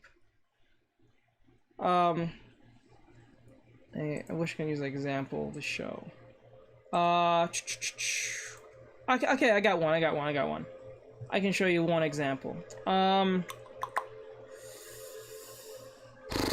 Let's use Aerith here. Hello, hon. Hello, Mew. Come on. Doing a lesson today. We're teaching today. Alright, so we're just gonna load this up. I'm gonna show you what I mean by this so you don't get confused, because I know using a shape is not the same as drawing a leg or like seeing a whole leg. So I'm gonna show you what I mean by this. Let this load in and then we'll point it out to you. Heyo, hey hon. How's your day? Gosh. Okay, you see where I drew, oops. You see where, I'm gonna zoom in here. You see how here is more darker? Like outside of it, the outside of it here looks really dark. That's our ambient occlusion because the feet is close to the floor. And because it's close to the floor, it's gonna be really dark. It should be more darker here. It should be extremely dark, like closest to the feet. Not far away, but closest to the feet. The closer to the feet, it should have been like really dark. All, not to like too black, but closest thing to it. So I would have been like, I would have like put like a, but you're really no problem, I'm a teacher is what I do. I will be doing something wrong if it was not helping, if it was not even helpful at all. So like it'll be really dark here in this area, like really dark, but you have to be very close to the subject so it feels real in that sense. So you fold back and it feels more real because her feet is the closest thing to the floor, and because our legs, it makes the pillars as like the shade. The closest thing here is the underneath of the feet in that sense. Now you must be wondering, what is this pink doing here in this area? The pink that's doing here is the reflected light that's coming into here. Ever heard the bounce light? That's how it works. So if you want bounce light to work, you have to put a tint. Don't make the bounce light as bright as the actual subject. That's not the point. The point is taking the light, and I should have put some light here in the red in here as well, mixed in. But just for reference, the lightness of this skirt is going inside the shape here. Okay. It has to be tinted, but it's not supposed to be as bright as the subject. Never be brighter than the actual subject. It has to be tinted. So just put a little bit in, put like a dab of it in, but that's it. Don't go any more further than that, because then it'll be brighter than it's supposed to be. But remember, you take the color of the subject, not the skin, because the skin is reflecting. So like, you take the color, like the shoes or the skirt, and put it here because they're the closest thing to the floor. Actually, the closest thing is the shoes. If anything, I was reaching putting the color of the skirt in here. I should have just put the color of the shoes in here because it's the closest thing to the floor, and because it's closest to the thing, it should be more red than is pink. But that's what happens. But I got away with it because I was using reflected light properly. How are you, hon? Did you eat today? Alright. I hope that's a good demonstration in that sense. I hope that explains to you guys what I meant by this, so you guys have an understanding of what I'm trying to come from with this.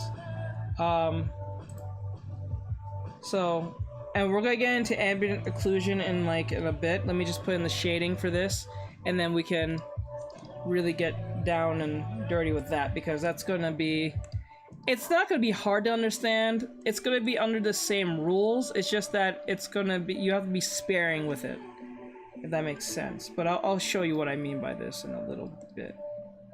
So I'm going to put these shades in, because remember, our shading is coming from this side. So to make sure you guys understand which side of the bullets, as my bullet analogy means, whereas the bullets are coming this way, it's coming this way now, or it's just think of rain. Okay, now where would you hide as a spider, bug, or whatever you can think? So think of being a spider. Where would you hide? Would you hide under the sleeves here, next to the hip? Would you hide here in this area, like right under the armpits? Would you hide under the skirt? Which 9 times 10, mostly anyone would, if you was a bug. I want to see what you guys say, so you guys have a good understanding where you place the shadows. Because if you know where your shadows will be, you know where your light will be. Because your light won't be where your shadows is. I would hide under the armpit. Correct. Good. Now this is a female, so since this is a female and their breasts are more outwards than men, obviously, you might be able to hide under the breast itself. That's possible. You can hide under the tie. You can hide here where the pouch is, the little pocket pouch thing. Like, you can hide in these areas. And because our subject has no head, we can put the shading in here, so it looks empty in that sense. So we can do like this. Okay. Okay. Now, you see how this came out? This looks kind of ridiculous, so we're going to do this again. So remember, if you're having a hard time finding the right shapes, take your time, don't go too fast, and look closely. Now, everything's more of a triangle shape in that sense, so we're going to make everything triangle based. Okay? And we're going to do it again, triangle based. Okay? Okay? So it feels more realistic. And we're going to have it like this.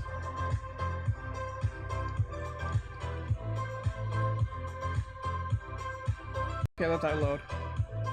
The collar, better. I would hide on. You guys are giving great answers. I love it. You guys are learning. I'm glad that you guys are learning this. I'm glad that you guys are getting the concept of. Because remember, when you stop and think about it, most of this is just a bunch of patterns. It's just a bunch of patterns. It's just a pattern. After a while, once you realize the pattern, it gets easier. All these concepts ends up being patterns. They can be. There are some situations that could be considered as an exception for certain situations, but most cases they all follow the same pattern. You see that? Now we're going to put the breast here. Okay. I'm going to put it like this. Alright. I'm going to take this away so it doesn't go out too much. Oops. Okay. Fall a shadow. Yes, fall a shadow, because like the shadow, and remember, sometimes you don't have to cover the whole thing, but just find the areas where you know that the shadows will be originating from. If you have an idea where the shadows will be originating from, you're going to do fine. Most cases. Okay.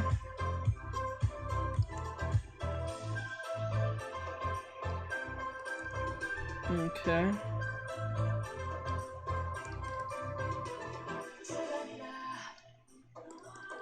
That. And then under the collar, yes, I remember you guys said that under the collar. That is a right place you can hide. That's not out of the question. You guys said the right thing. I didn't even get to acknowledge that, but that was the right response. Okay. And then we can go even more further like this. Okay.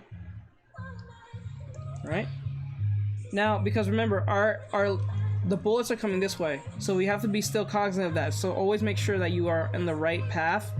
Your shadow should not be in this area, because if the bullets are falling down, how is the shadow being here, right? So wherever the shadow is that's where your light source is already. So you're really coloring the light source, in a sense, by coloring. Because if right now, if this was a whole, let's just say this whole thing right here was, let's just say this whole thing was this color, right? We can do this in the opposite direction by using light and showing in the same direction.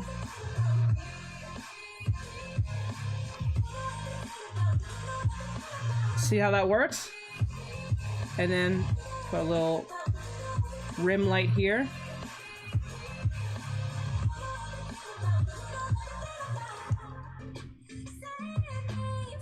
let me see. Fall a shadow on the clothes. Can you draw a dog? Yeah, I can draw a dog, but we're not focusing on that right now. We're focusing on today's lesson. So we have the light here. So we can literally just do this. We can literally just knock in light in here. Well, not like that. That doesn't look right. But the light's kind of like this.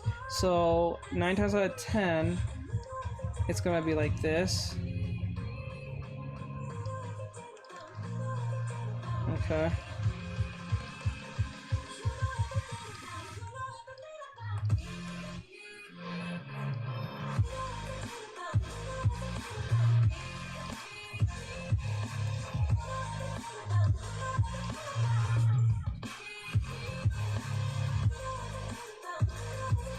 So like it's things like this that makes it more easier to understand.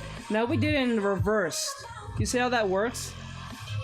Hello, by the way, what program do you use? I use Clip Studio Paint. Clip Studio Paint Pro, just to be real specific, so you don't get confused on two, because there's two of them. So, see how we made it more? We made it just as 3D. This is the opposite end of us coloring the light, so everything still falls in that same rule set. So anything you do on one side, it's pretty much happening on the other. So you can always get away with this all the time. So I wanted to teach you guys something new in that sense. You can always do it opposite sense. But everyone ultimately goes the opposite direction of like doing the shadows first, because I think they find that more fun to do. I guess that's just personal preference for most people. I know, what I learned from Keaton Lafferty, the guy who used to work for Riot. I don't know if he still works for Riot. He has a YouTube channel. You can learn a lot from him in coloring and stuff like that. Because he has industry, like, experience in concept art, because he used to do, characters for League of Legends. Hello. Remember your plugs. Oh yeah, I gotta remember that. Can you please draw Carbet the Frog, please? Sorry, dude, I can't do that today. Let me see. Now, let me put this here. And then we're gonna put the shadows. Hold on. Okay, like that. Now we're gonna put the shadows like this. And then the light source is coming this way again. So we're gonna put the light where we're gonna put right here. Go here. Okay. I made this girl more flat-chested than it is with actual like big breasts, because I wanted to have a different body type than always drawing the girls with big breasts all the time. I just wanted to try something different. I usually do draw them with huge breasts half the time, but I want to refrain doing that all the time, because I think that shows a little more diversity in body types. Because you can find some cool personalities in body types if you like explore them. But we usually draw the stuff that we usually are like attracted to, or at least attract us to get into drawing in the first place. So, but I want to try new things. So like that was something I wanted to get into. That's why her breasts look the way they do. They look kind of more like small, if anything, and not like really pointing out there. This breath like this, and then this, and then hand,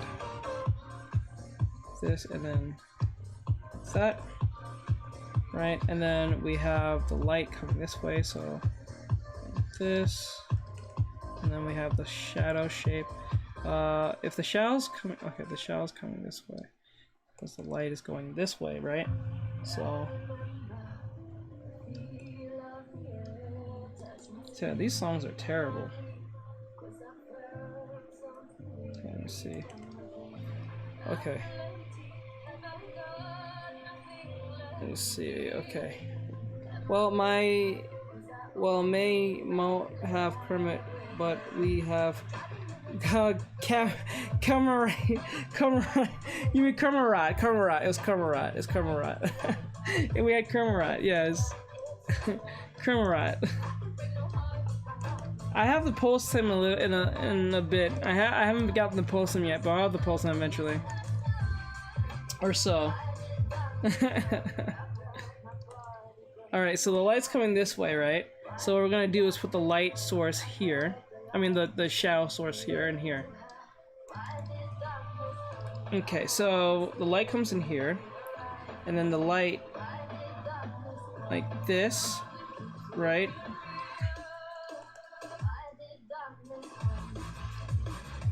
That, and then this. There we go. So we have more understanding of... well, the light can be like this, but since the light's going like this, we can actually get this part here. We can get this because the light is coming like this, but remember, we have this arm totally out, so this is not going to be totally shaded. This part will be probably shaded mainly, but because we want to give that 3D sense like it's turning, the light helps us in that sense. It does the other half of the work. You'd be surprised on how lighting and shading can make a character look like they're turning or looking a certain distance or looking a certain way. So you should always keep that in mind when you're creating your characters. Let me see. Beep boop, I'm stressed. Hello, Jace. It's Chris. Is Chrissy okay? Yeah, she's fine. Why?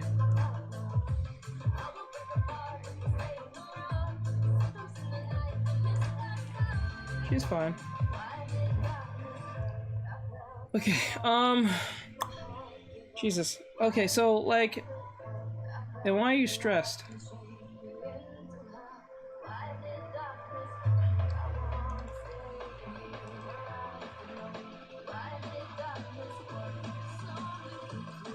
Like this. There we go. Now, what I'm gonna do next is that we're going to go to the other one right here. Are you okay? I'm okay. Just asking, how are you? I'm okay. School things. Oh shit. Is school being evil or something? Just asking how you do the school things. How would you draw the wrinkles in clothes? Okay, so when you're drawing wrinkles in clothes, please be aware of the fabric you're dealing with, because people think all wrinkles are the same on all clothing. That is not the truth. There's a reason why there's several different clothing here. If you look closely at the clothing here, they're fabric based on heavy set clothing. They're pretty heavy set. Like this one, this is a jacket, so it's gonna be more heavy. It's gonna be heavy. So always know that thick equals folds, and thin equals wrinkles. Okay, so the thinner the fabric is, the more wrinkles you're going to be producing. Now it depends on the individual's movement, their action, and stuff like that. So, like for instance, look at the jacket here, the female jacket here. You see how you're not seeing much wrinkles, but you're seeing a lot of folding, a lot of bending, like a lot of bends, like these gaps, these little like crater. I call them crater gaps or crater folds. They may have a name for it. But I call them crater folds. They're like craters, like in Dragon Ball. Think of Dragon Ball, like in a fight or something. Dragon Ball Z or Dragon Ball Super. Like they're like craters, but they make it easier to understand that this is a jacket. Now, you can still do that with this, but this is more thin-weared than it is. It's a one piece, but it's a one piece more thin. So where the folds would be mainly around the wrists because of how it's designed, and under the armpit, but most of the wrinkles are coming from under the breasts, the skirt, and all that great stuff. You know what I'm saying? School is being evil. Okay, so what happened at school? You can tell me what happened. Was the teacher giving you a hard time, or did I putting the right work on the answers or something? You're studying it, and then next thing you know, that's not what's on the test. Type of shit. Okay, let me see.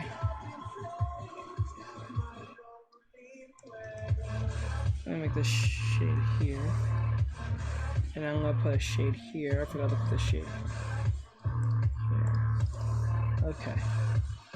Because I actually gave her a neck. I forgot that.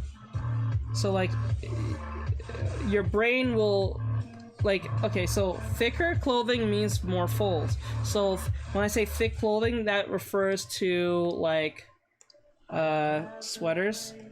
Let me just... Okay, so I'm going to...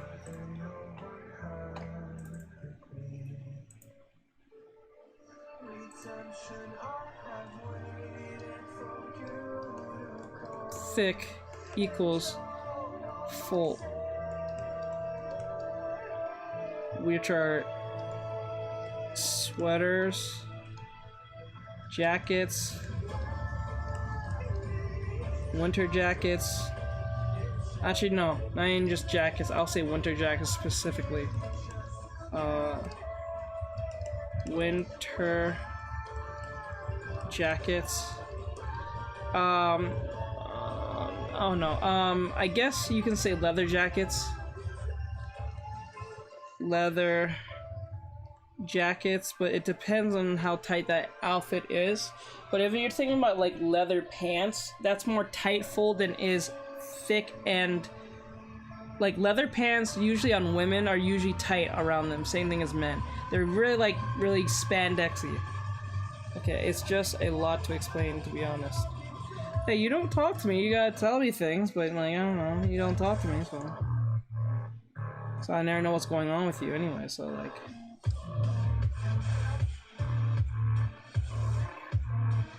let me see now.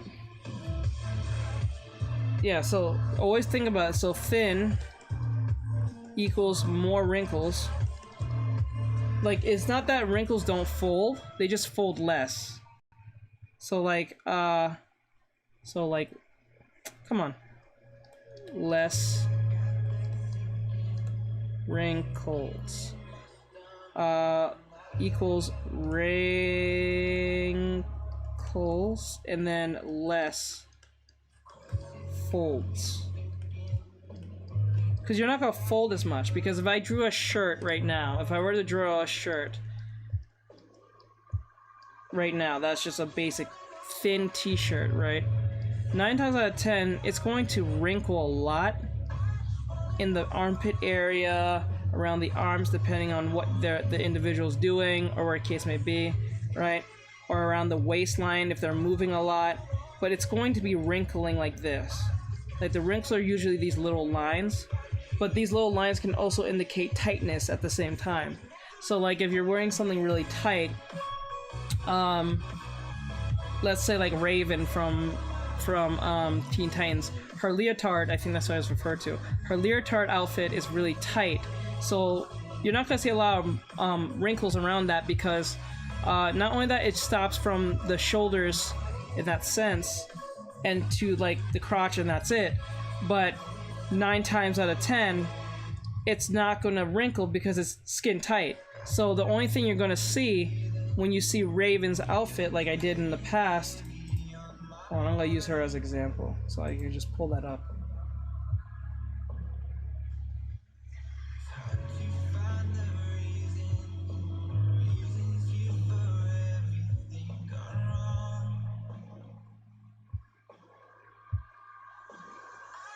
Hold on. I'm gonna find it. Here. Okay. My comment being blocked by TikTok. What was the? I'm not really sure what the comment was, but whatever it is, I don't know. You have to, whatever the comment is, send it to me on Facebook.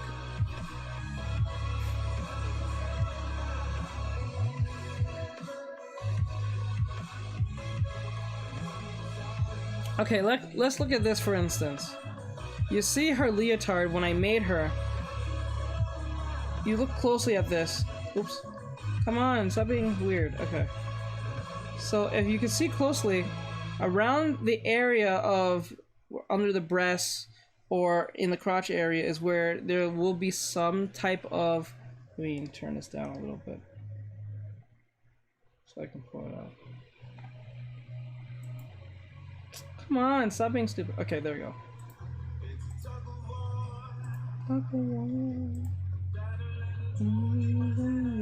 Okay, so I'm going to point out.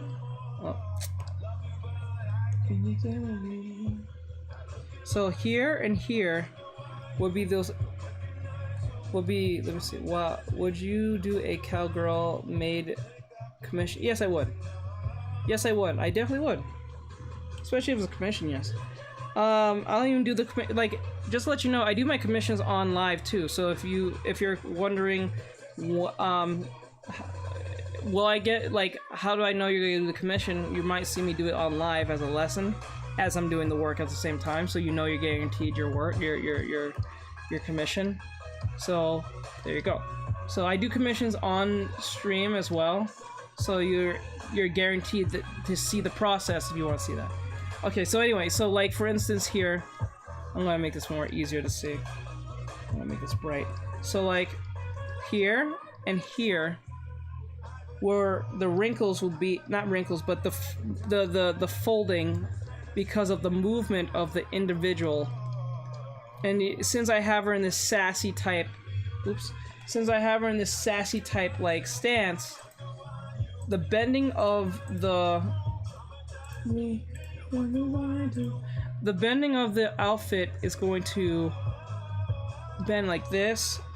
It's gonna bend like this because remember it's very skin tight, so it's going to bunch only. It's not going to wrinkle like this and like this. No, it's going because it's skin tight.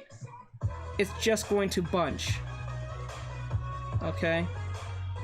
And then since she's in the crotch area here, it will be probably here and here. But it's not gonna wrinkle. It's gonna be anything but it's going to be close. It may bunch here a little bit, but I doubt it because the breast is not like poking out like that. Okay, and then okay, like this, and like this, and then you make it more 3D looking and all that stuff. But you see how here though is not leather; it's literally like a thin layer of cloth. So since her arm is bending, right? Anything that's bending inside will bend. Will you see that? Anything that bends will. No, any arm out here is bending will be crushed in here. It's a push. It's a crushing. It's a. I can't talk today. It's a squash and stretch. Squash and stretch. It's squash and stretch. Squash. And then stretch. You might have heard this term before. So whatever stretches out in that sense or bends will be squashed by equal. Okay? I hope that makes sense. I really hope that makes sense. So like for instance, let's use her stomach for instance. You see over here it's bending, and because over here it's bending, over here is opened.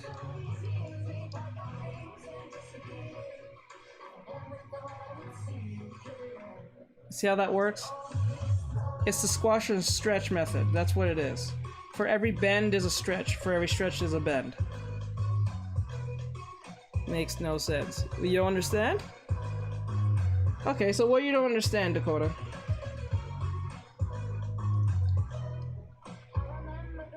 For every bend, there's for every action there's a reaction.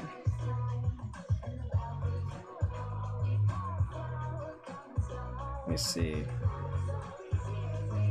That's how it works. So, like for instance, her neck here is kind of bending like this.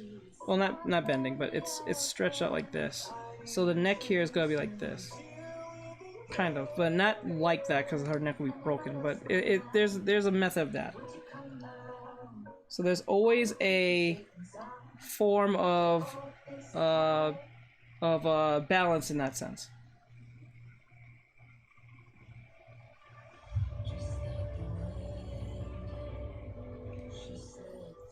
I'm waiting on you, Dakota. Tell me what doesn't make sense to you. I probably might explain it better. If you don't understand, I'll explain it better.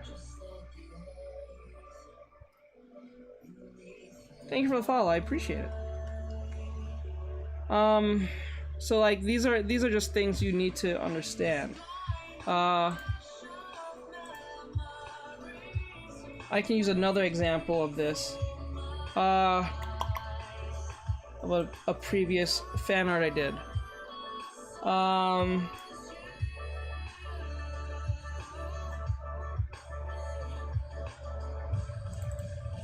Not even fan art. I'll use this for another example I did for the when I first started getting back drawing clothing. Let's look at this, for instance.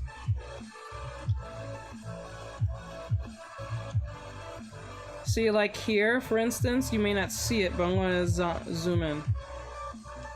Right here. So, like, you see in this particular area. You see how here is kind of like bending this way? Because it's bending, this torso is going this way. It gives the drawing a lot of character and life. Exactly. This is something you're going to learn a lot in animation. This is something I'm getting into with animation, which I'll be doing soon for TikTok. But like, it's a push and pull not only with the body, but it goes with anything else. Like for instance, see, like for instance, here is bending, and this is more widened out. It's bend, but it's not as, it's more stretched out than you think. In here is more bending, because you have to bend the arm in general for it to be looking directly at us, and then the placement of the hand is right here too. Oh, yes, animation is amazing. You will learn the principles, the 12 principles of animation, and these key components will be applied to your drawings as well if you're trying to get into animation.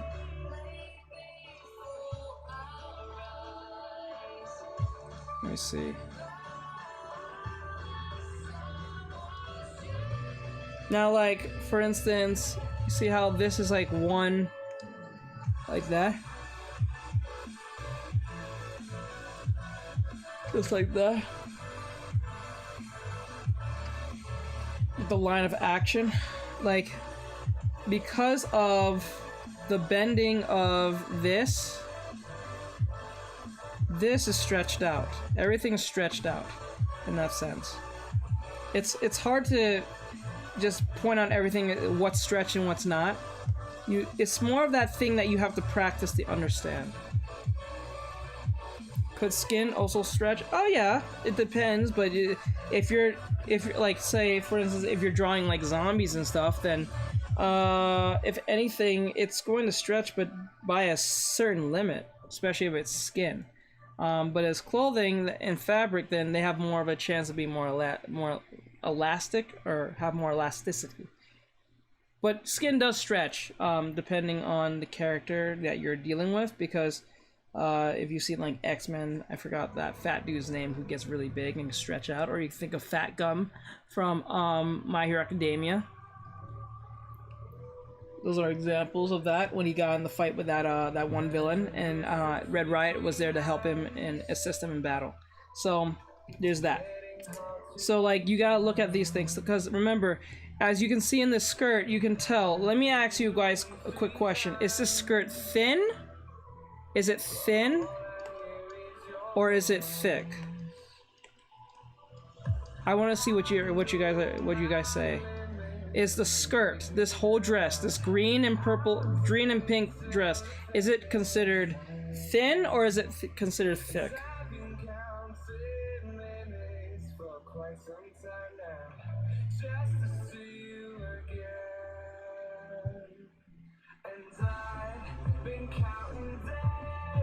Thin? Okay. I want to see what everyone else is saying. Thin. Okay. Keep going, guys. I'll give you guys like about a minute and a half, or a minute. I'll give you 1 minute to respond.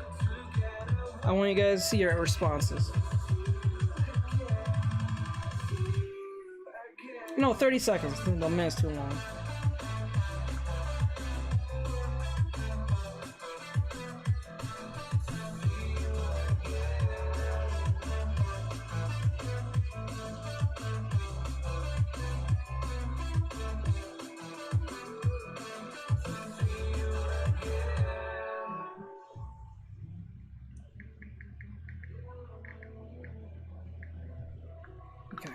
Thin, thin.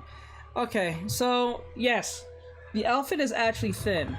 The reason why it's thinning is why. Remember what I said to you. The thinner something is, the more is likely to be more. Oh wait, I didn't even mention that. The more thinner something is more looser it is. So the more looser it is, it's more likely to. Because if this was heavy, this wouldn't be as like the characteristic of this skirt wouldn't be going up. Not saying it can't, but then again, as freely as this going, it will not be going up the way it's going like that. Like it would not be going up like the way it's going. So correct, it is thin. Now, if the outfit was thicker, not that I couldn't do this, but it will be a lot more hard for it to be so flying up in the air like this. Okay, that's why I drew the clothing the way I did, because you see, like I did a mix between them, because the skirt that's under here, or the skirt that's under here, is thin, but on top of it, the jacket itself is thick. And because the jacket is thick, remember, you have to always keep in the behavior of the outfit, because if you try to draw this as like a bunch of like fold craters and you do it to the skirt, something's not going to make sense.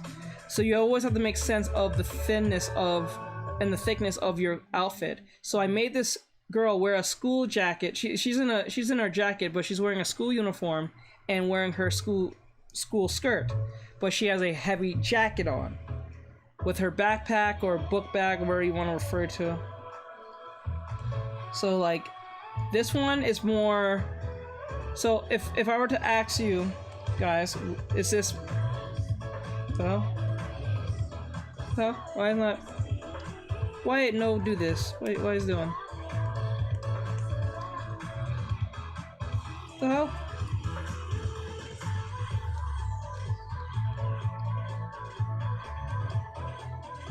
That's weird. What the hell? Why no draw? Wait, why no draw? That is so weird. Why is that like... I don't know. That's weird. Is this considered like thin or thick? This outfit right here, is it considered thin or thick?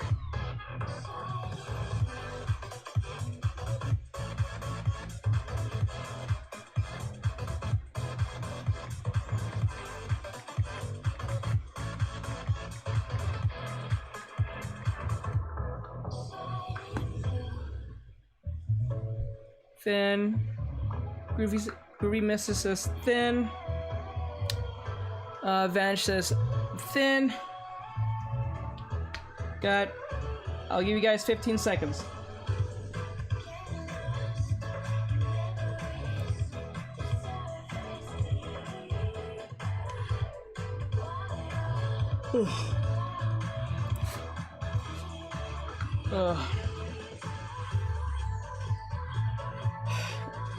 Okay. So ultimately, based on what you guys picked, yes, it is thin. Because, remember, there's a bunch of wrinkles here. Haru type uniform. You're funny. But like, it's a lot of thin here. Thin here, thin here, thin here. I mean, wrinkles, so I'm saying the wrong thing. It's a bunch of wrinkles here, here, here, and here. A lot of wrinkles, craters here, wrinkles here. You know what I'm saying? It's a bunch of wrinkles. So, and some folds here and there, but it's mainly wrinkles. Because it's really like burrowing through the outfit itself. It doesn't look as heavy as it is. Unlike this one you can, unlike the jacket, you can tell this is literally the thickest one. One of the thickest ones here. So, we're going to put the shadow now. We're going back to doing our whole, coloring situation. How do you keep the uniform of an outfit? Wait, what? How do you keep the Wait. How do you keep the form of an outfit? Okay. Oh, I wrote that weird. I read that weird. My bad. You keep the form by understanding. If you're talking about shade, are you talking about shading, or are you talking about just the overall drawing?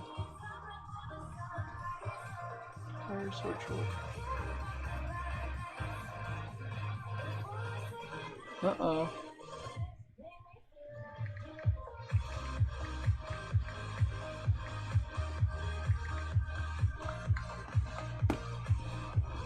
Okay, like the shape. Okay, so ultimately keeping the shape of your character or the jacket or the outfit, it just boils down to your understanding of forms, because like there's like if you can draw a human body, if you can draw a torso or arm and stuff, this is not going to be as hard, because remember because ultimately people who have trouble having trouble drawing clothing, which is I am, are usually people who are having trouble of the behavior of said of said outfit.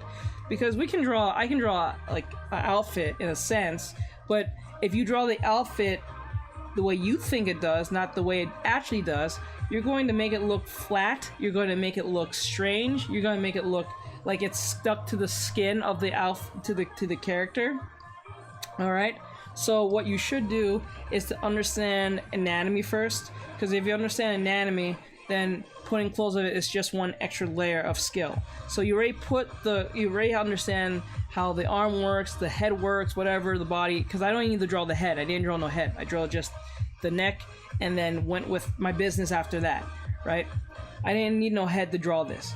So because I'm so well versed in drawing the body in the sense that doing the head seems meaningless. It didn't really seem all that important to me to do that.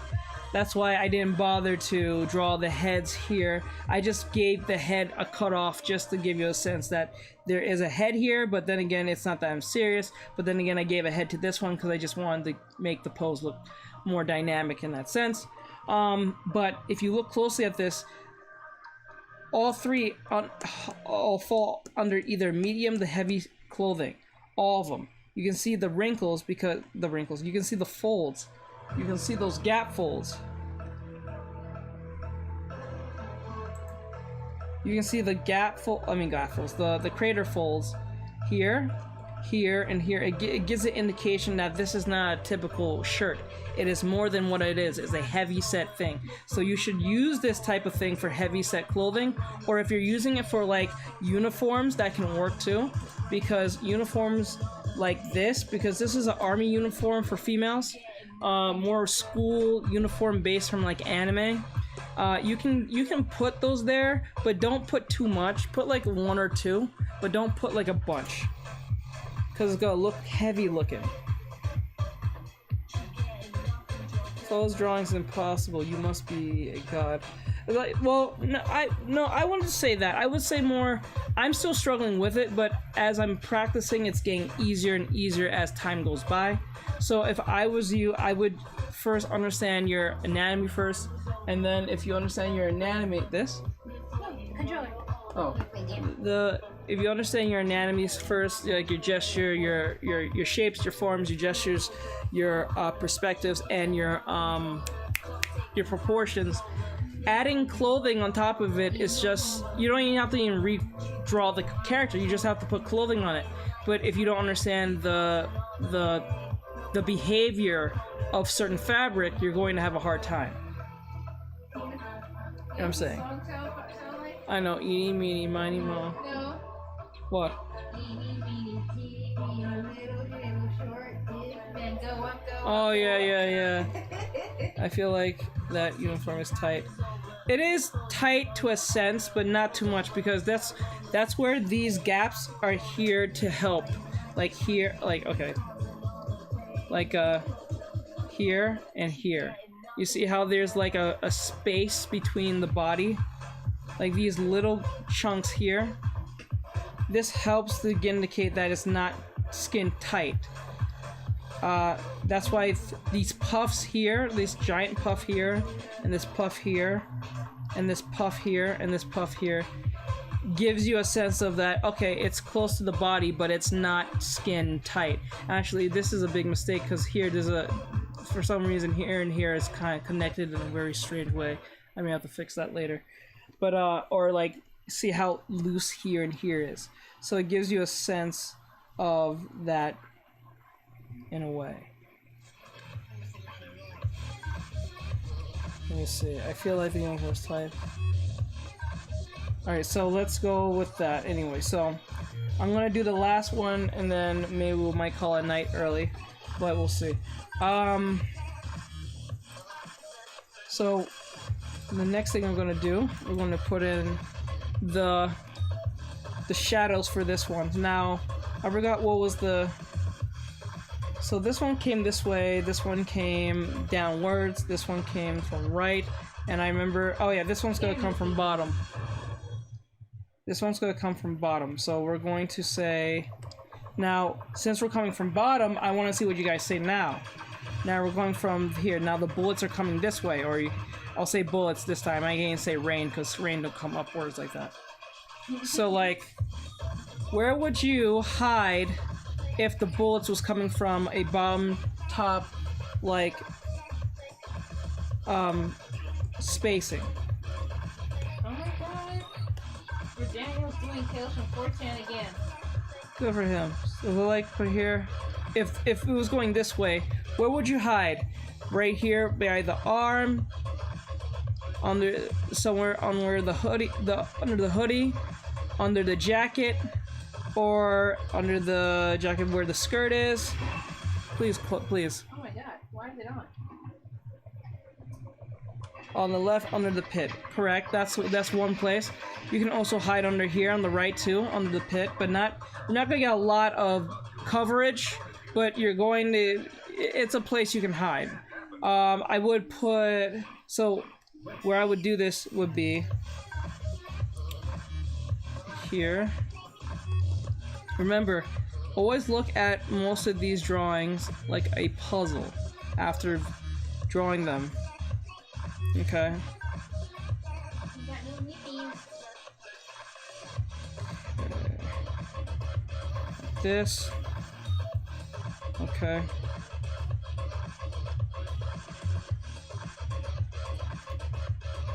Okay. And it's coming this way, so the light is here, and I think you can put some shade here. Okay. You can put shade here. Once you understand the behavior and the direction of where your light source is coming from, it gets much easier to do this. It doesn't get as hard. It doesn't get harder. It gets easier. It never gets harder. After a repetition of understanding where your direction is coming from. So the light's coming this way. Okay. Maybe like this. I'm confused on where to put the shadow. Don't worry, that's fine. That happens. Not gonna get it every time. So I always, to make it easier, always have like some type of like think of it like how can I use an example? Like try to I see where the problem's laying. Try to do it like this. I guess you can do it this way. No, that's not gonna make any sense. That's not gonna make sense. Because that's gonna confuse people. Always keep doing this. I would keep doing this. And think of it that way. Think of it how every time you do this, think of where would you hide. You would hide under here. In this area. Because I picked the down... I picked this area... I picked that positioning because even though light is unlikely to come from that direction, only in certain situations, it's good to know where the behavior of it, how it would perform. So the other situations will be a lot more easier to deal with. Like, think of your first time being an astronaut, in a sense, and going into that machine that spins you around. You're gonna be terrified as hell.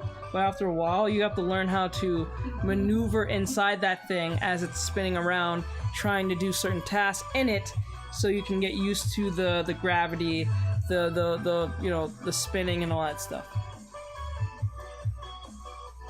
Yeah, you gotta think in a 3D sense. So if you're having a hard time with this, I do recommend a website for those of you who are struggling.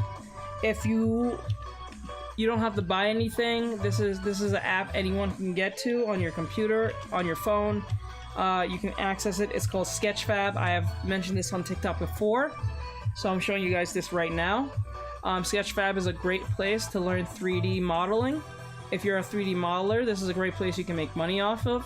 But if you're just an artist who's looking for references, or you're looking for how to get good at your shadow game, this is perfect, because what you can do on this website is you can type in, let's just say, I always go to this all the time, I'll put in Goku, for instance, as an example.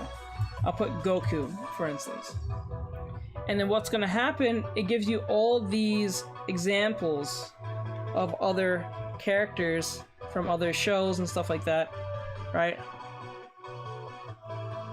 Is it in a similar angle? This is going to have a lot. Yes. So like, yeah, it's always in a certain angle. So like, I don't know if you can. I don't think you can control the lighting, right? But you can do this thing where you can go to the model. You click on the model, right? And you don't need a beast computer, because my computer is far from being a beast. It's a potato. It's a potato, if anything. It's like 13 years old. So that tells you something right there. And it's not working, no NVIDIA or anything like that. We're not even running on a Raiden or anything like that. So you don't have to worry about if this specs up your computer. This is totally browser based, so you don't have to worry about downloading anything. It literally just loads up on your screen like this. So what this does, it allows you to take the model from any angle, and you can see it from any angle. If you think this is a cool angle, let's just say this is, oops, just say you like this cool angle of Goku shooting at someone from here from a far distance. You can draw someone here and have him shooting at somebody, probably Frieza or someone. And then I don't know if it allows you to mess with the light, if I remember right. Settings, navigation, HD, orbit navigation. No, I don't think it lets you control light. It makes you, I think unless you buy it. I think if you buy, oh wait, I could be wrong, hold on.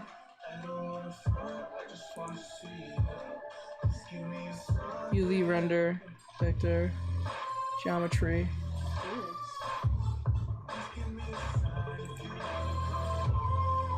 Okay, it gives you, okay, I see what this is.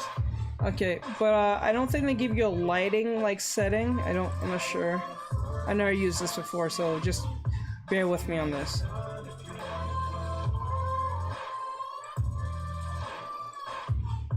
So you can get the silhouette if you want that instead.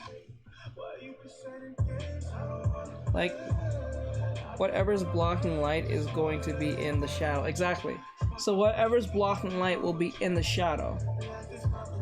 I don't know if it allows you. I think you have to buy it to really get the full range of the character, or or whatever you want to do it with.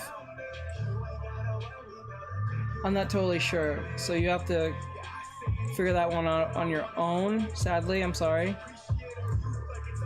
But and these are all the pieces. I think these are all the pieces of Goku. Wow. Yeah, those are all Goku's pieces in one seating. Okay, so texture. I don't think that makes you manipulate the light. I think that's something totally different. But it will teach you to understand where lighting is coming from in the sense of positioning and stuff. Do a symbol cube example. Okay, let me see if I can get a cube, but I don't know they're gonna let me use lighting. Cube.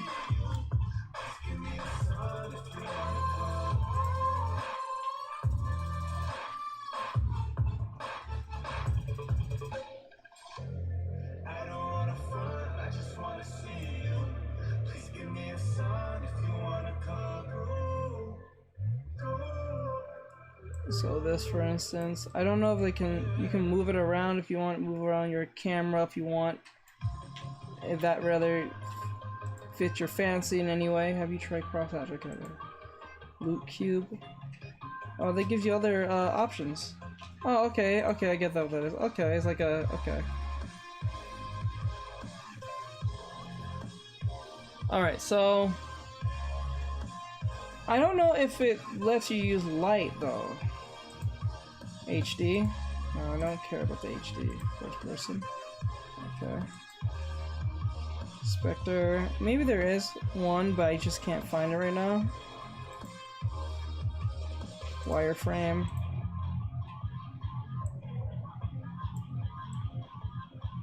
And I don't think the light moves when I move, so that's kind of like a thing. Sadly, I don't think it works like that. But like, just always think about it. Wherever the light, wherever I'm shadowing, the light will be. So like everything so far is still in the right places because I understand that it's coming from bottom to the top. So anything over here will be all shaded in a sense because there's no light coming here. Okay? If it makes it easier, let me make it easier on you. So I'm gonna...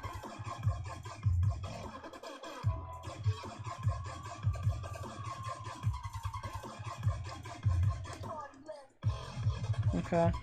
And then with the lights come like this. Shading, shade. I think there'll be some shade here a little bit, but not that much. We'll be shading here. Okay. There's no shading that's coming from up top. I don't think so. So I would actually make this. Okay, so like this. Let me get this out of the way. I think this is correct.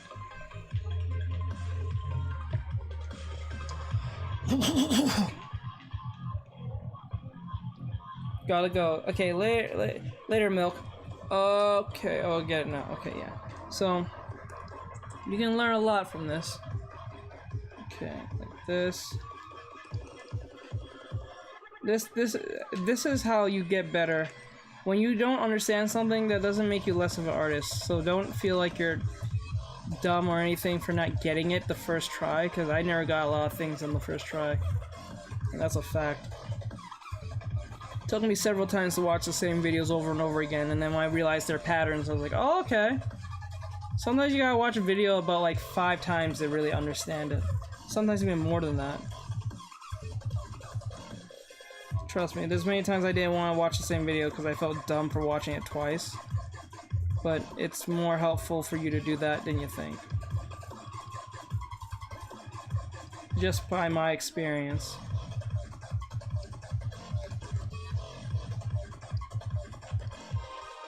Okay, like that.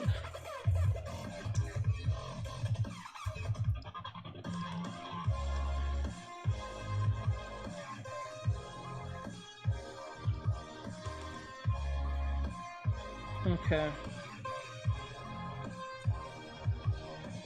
Okay, but you're really helping me, thank you. No problem, it's what I do. Kinda strange now that Dakota never explained what they didn't understand that didn't make sense to them, but I guess that was just a troll saying whatever the hell. Okay, so like this, the light's going like this.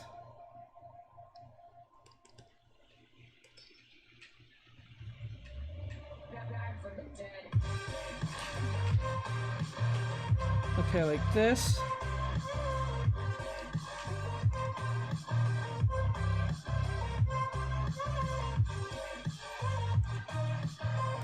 God, I hate these songs. They're so generic. Oh my god.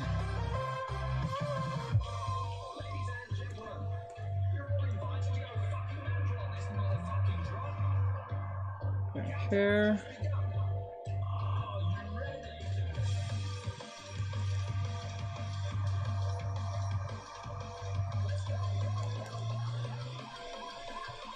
I tell you, the shading part of this particular one is really hard because it can kind of throw you off a bit. I'm not gonna lie, it throws me off a little bit too.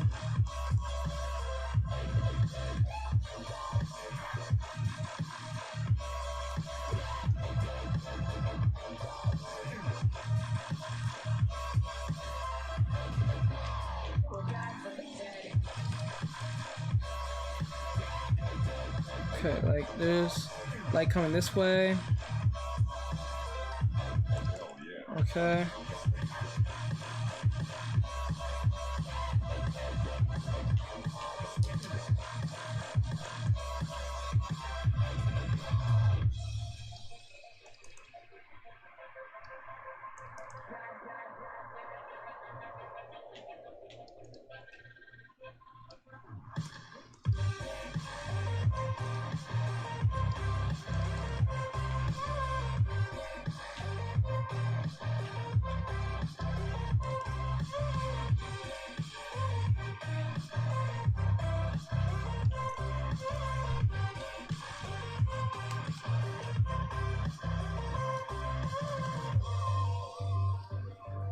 There we go.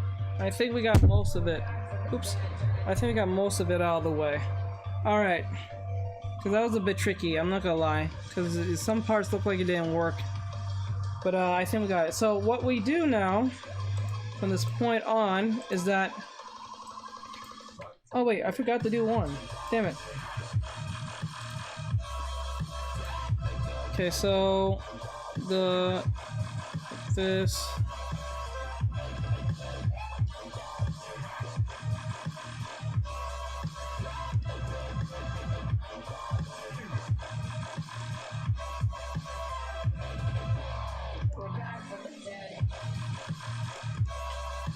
Like that, and then we're gonna make some... Okay, and then we're gonna make some short. Oh.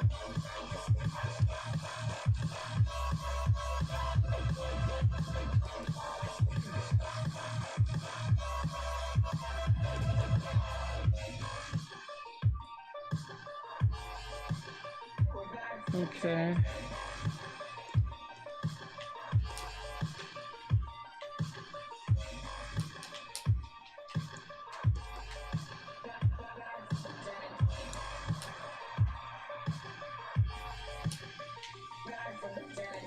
Okay, like that, and then what we're gonna do is put a little more emphasis here and here. Alright, and now all we need to do is just turn down all this. We're going to turn down the opacity for them. Oh wait, first, always know when you're doing your clothing. When you do your clothing, make sure to put them under a multiply layer, because multiply always refers to shadows. When you're doing multiply layers, multiply always refers to your darkest shadows. So when you're using it, it's always for shadows 9 times out of 10. You'll use multiply for other situations, but 9 times out of 10 you're using it just for shadows. Usually. Now, what it does, it makes it easier for the colors to pass through the shadows itself. So it does this thing. So for example, I'll use an example. Let's just say I wanted to draw this, make this pink for whatever reason. Let's just say this is pink. You see how the shadow kind of like doesn't want the pink to come through? It just kind of like stops it for wherever there's no shadow is. So what you should do is turn on multiply layer. When you put on multiply, the color will pass through. Now, when you make the color pass through, all you need to do is make your multiply layer that you're using for your shadows. Well, this is really helpful, thank you. No problem. When you have your shadow come through, what you should do is bring down the opacity. So what this does, it makes it easier for the outfit to look more realistic in that sense. Not realistic, but like more welcoming in that sense. So let's see, like for instance, let me use a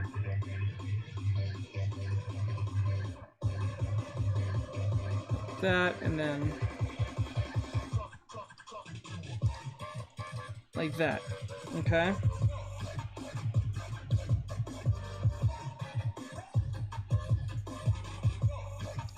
All right.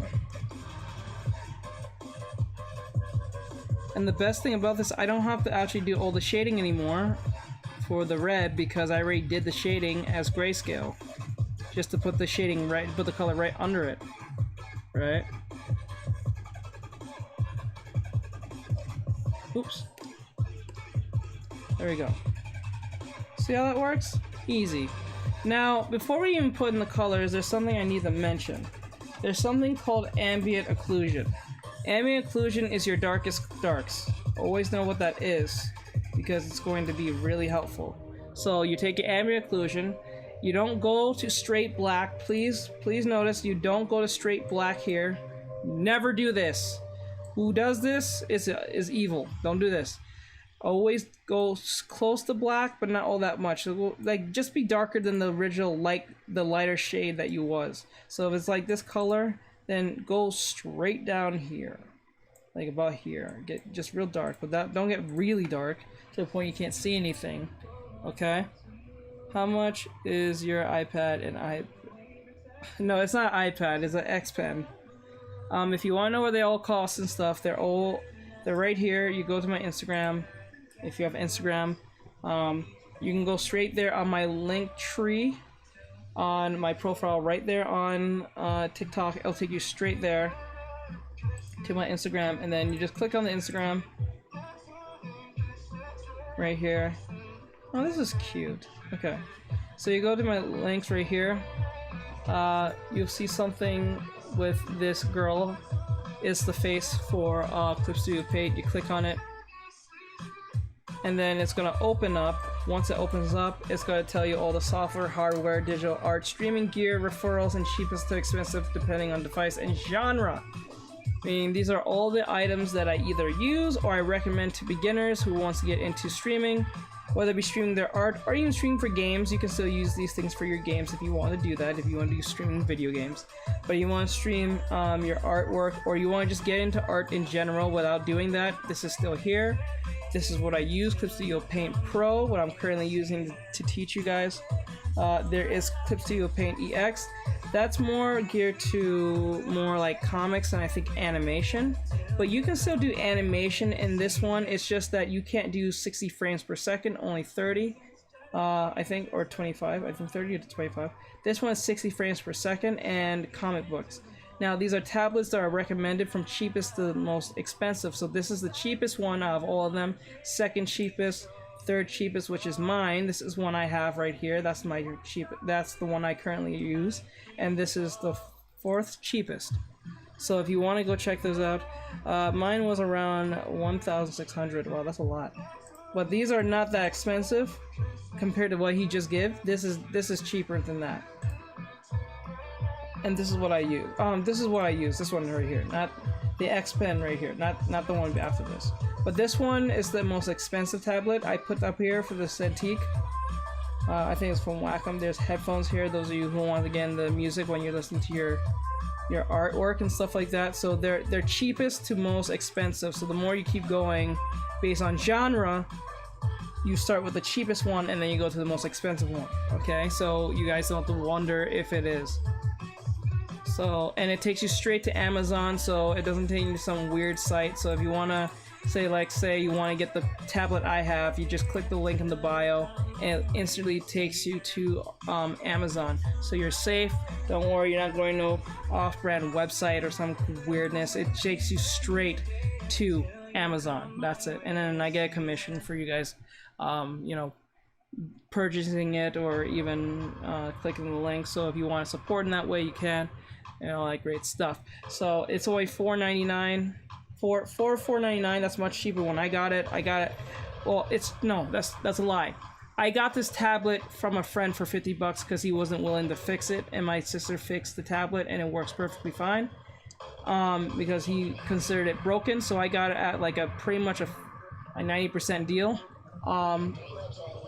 But now it's $4.49 because at the time when I got it, it was hot. It was like $800. So like, there you go. I hope that answers your questions. So there you go. So just go to my Instagram and then you can check out the stuff that I use and or the stuff that I recommend. You can't go wrong with any of them. I'm going to be adding more stuff in there anyway, so I might re-add them because I think I have to renew my Amazon thing. Anyway, so we're going to use ambient occlusion. So ambient occlusion is your darkest dark. So what that means is we're going to go into the corners where the light cannot reach. Only where the light cannot reach. Like under here. So we're going to the edges of most things. Okay. Right. I'm glad. Thank you for the hearts, guys. I appreciate it. And we take our soft brush, and we don't even make it. We don't make it small. We make it pretty big. Not too big, but big enough, like a good size, like this. Okay. And what this does, it gives more depth to your drawings, or to your painting, or digital painting. So like. hold on, let me do this right, so it doesn't feel like I'm just keep reaching back and forth. There we go. So, like that. But you have to use this sparingly. You don't use it everywhere because it's the darkest darks. This is only where the light cannot really reach all that well.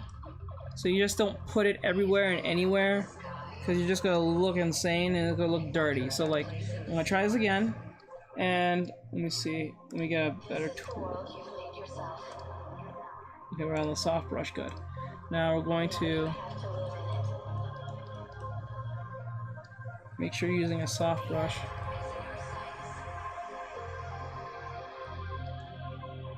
Like this.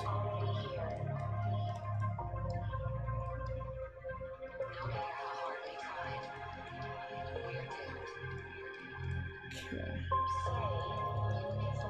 You have to use this sparingly. Don't use it as if you're going to like be painting. Use it very sparingly so it gives you that more extra oomph in your work. And I think this is something not hard to master, but yet it's kind of tricky because it's really easy to fall back into like messing up in a sense, but not like you did something completely wrong. You just put too much. Let's put it that way. Well, for teaching purposes, this is what I'm showing you, so you guys have a good understanding what I'm trying to convey to you here. I'm using it pretty loosely, to be honest, and it's not the smartest thing to do, but I'm giving you guys an indication what you're trying to look for here. Okay? So I hope this helps you guys. I do appreciate the hearts. Thank you guys. You guys are amazing. I appreciate it a lot. Okay. Like that. Like that. Oh my god, I can't take it. I can't take it. I can't take this. Oh my god. I'd rather listen to the Dead by Daylight waiting music than that. Oh my goodness, dude. That was... Oh. Jesus Christ, stop. The Dead by Daylight music is better. The music was pissing me off. It was like... It doesn't stop. We're not in the Matrix anymore. Like, stop. Oh my god, I couldn't take it. It was like a mind-numbing thing. It's like listening to rap. Like the new trap music these days. These SoundCloud artists. God damn. Like, you know how I see SoundCloud artists nowadays? I look at it like techno. Oh my god. It just pisses me off, bro. God damn. What? My question was, what do you... What? What? To yourself. What do you do? You say something is why they're just something, but they won't tell you. That's my response. I don't know. I never had to deal with something like that. What I can think of is to ask if they don't tell you. Can't really do anything about it. You at least reach out to them, and you try to help, and don't recommend taking on. Yeah, you're right.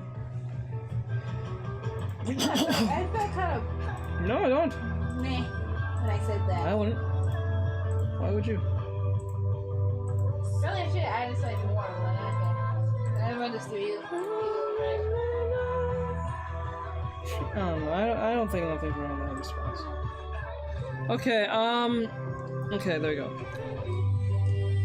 Okay, I'm sorry about that, guys. I got so annoyed by that music, it was just pissing me off. I had to play something else. I didn't care anymore.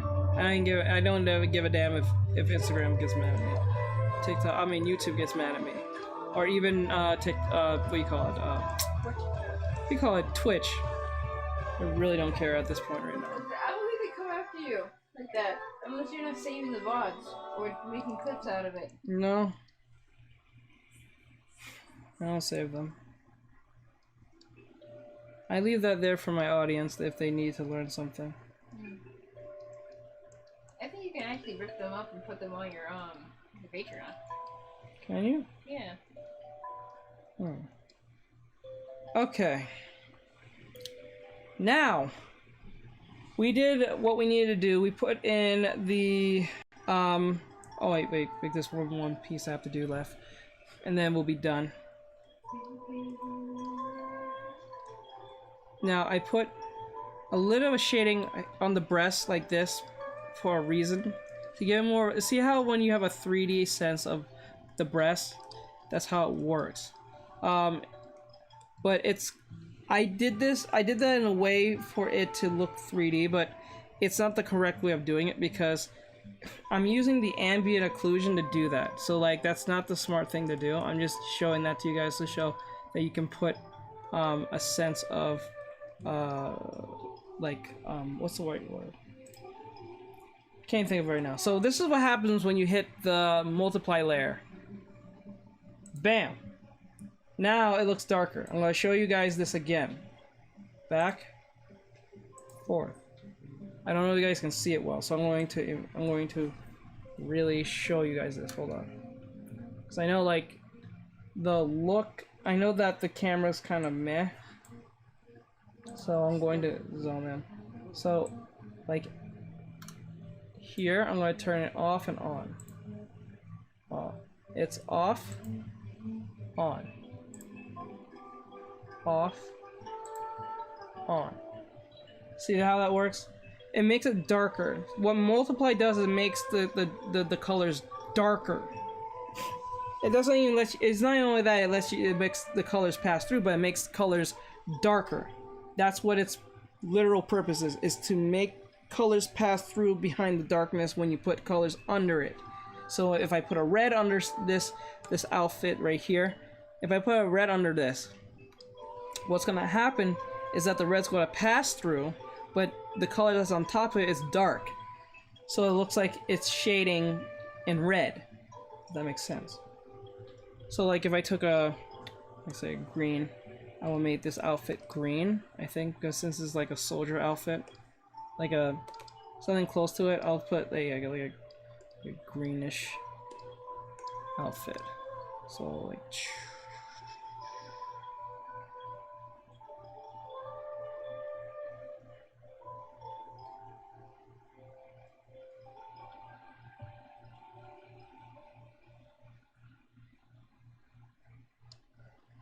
okay, like that. Now look how much better that looks because the fact that I put the shading already. And I did put on the multiply layer, but I have to turn it down. So we always make sure that your ambient colors, your ambient occlusion, your darkest isn't higher than your shadows. So so for instance, your shadow should be at a 60% and your ambient occlusion should be at like a 40 or probably even a 30. I'll say a 40. A 40% in multiply layer for ambient occlusion and a 60% for the shadows itself. Now, we're not even far from done now. We're not done. So what's gonna happen is that we have to do more shading, but we're not gonna use the grayscale method. What we're gonna do, we're going to use actual colors this time to shade on top of them so they look even more presentable in that sense. So I'm going to put it like this. What the hell? Did I change the color? Oh wait, I'm on the wrong layer. Okay, there we go. So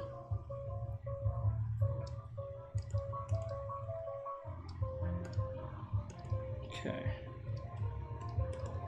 Alright, so I'm going to make the skirt a little less skirty. No, I'm gonna make the skirt a little less darker. I'm gonna make the skirt a little bit more lighter, so it doesn't feel too like the same color. Because usually girls when they're wearing uniforms, they're usually the skirt is slightly more darker, or the shirt is slightly more darker than the skirt, so it feels more of a uniform than it feeling like a one color. Because from that point, when you make it one color, it looks like a one-piece dress, like this one. This makes more sense because it's a one-piece dress. But since this is a two-piece uniform, you don't want this to be the same color. You want it to be slightly different colors from each other, but monochrome colors, let's put it that way. They're supposed to be monochrome. That makes sense. Okay? So you can give more personality to your work. Get it again.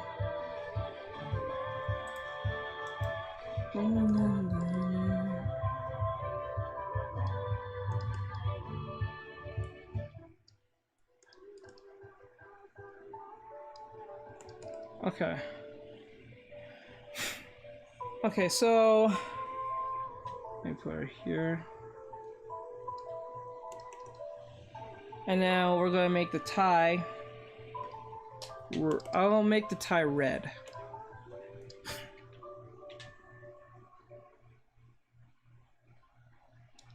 In most animes, most of the time, the bow tie is usually red. Well, not that red. It's probably like a light red, if anything. Now the uniform looks like a uniform.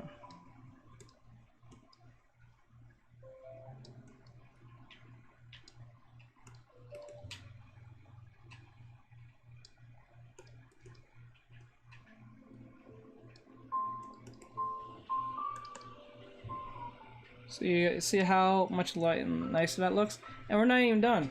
We still have to shade in the outfit just to prove that we're close to being done. So I'm gonna put this in its own folder. Now we're going to shade this again, but what I'm gonna do, I'm gonna take away the shading completely and get the flats. Okay? So we're gonna shade on top of shading. So how this is gonna work is like this. We're gonna take a shade. Now, when you're dealing with hues, meaning color, hues means color, doesn't mean anything else. When someone says the hue of something, they're literally talking about the color, literally just the color. Specifically the color that you're dealing with right there. So it doesn't mean anything else, there's no magic undertone of that. It literally means code word for color, that's it. So, so if you want to make this dark, like when you're putting your shades for the colors, everything shaded that's colored, is that Clip Studio Paint? Yes. Yes, it is. Hello, NFM. Hello, NFM. Now, what's gonna happen is that if you want your shadows to work, always know that shadows means cool. There are something called warm shadows. Cool light means warm shadows and all that stuff, but right now we're gonna keep it quite basic. So we have a green. We have a green shirt, so we're gonna go down a blue section because we're going to the cooler side because we're not gonna go to yellow. Yellow, we're gonna just keep things cool for now. So we're going to, because we can go both sides. What we can do is take this green, take our color slider, the outside color slider, not the inside, the outside. We can actually go down to blue, a little bit to blue, not completely. Bring this a little more down to here, right? And then we take our painting, we take the painting brush, our painting brush. We're not going to use the lasso tool this time. And then we're going to color where the shading would be.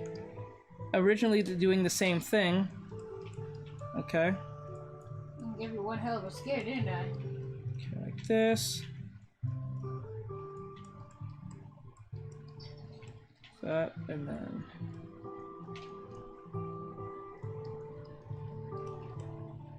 Don't worry about the color. It's gonna work.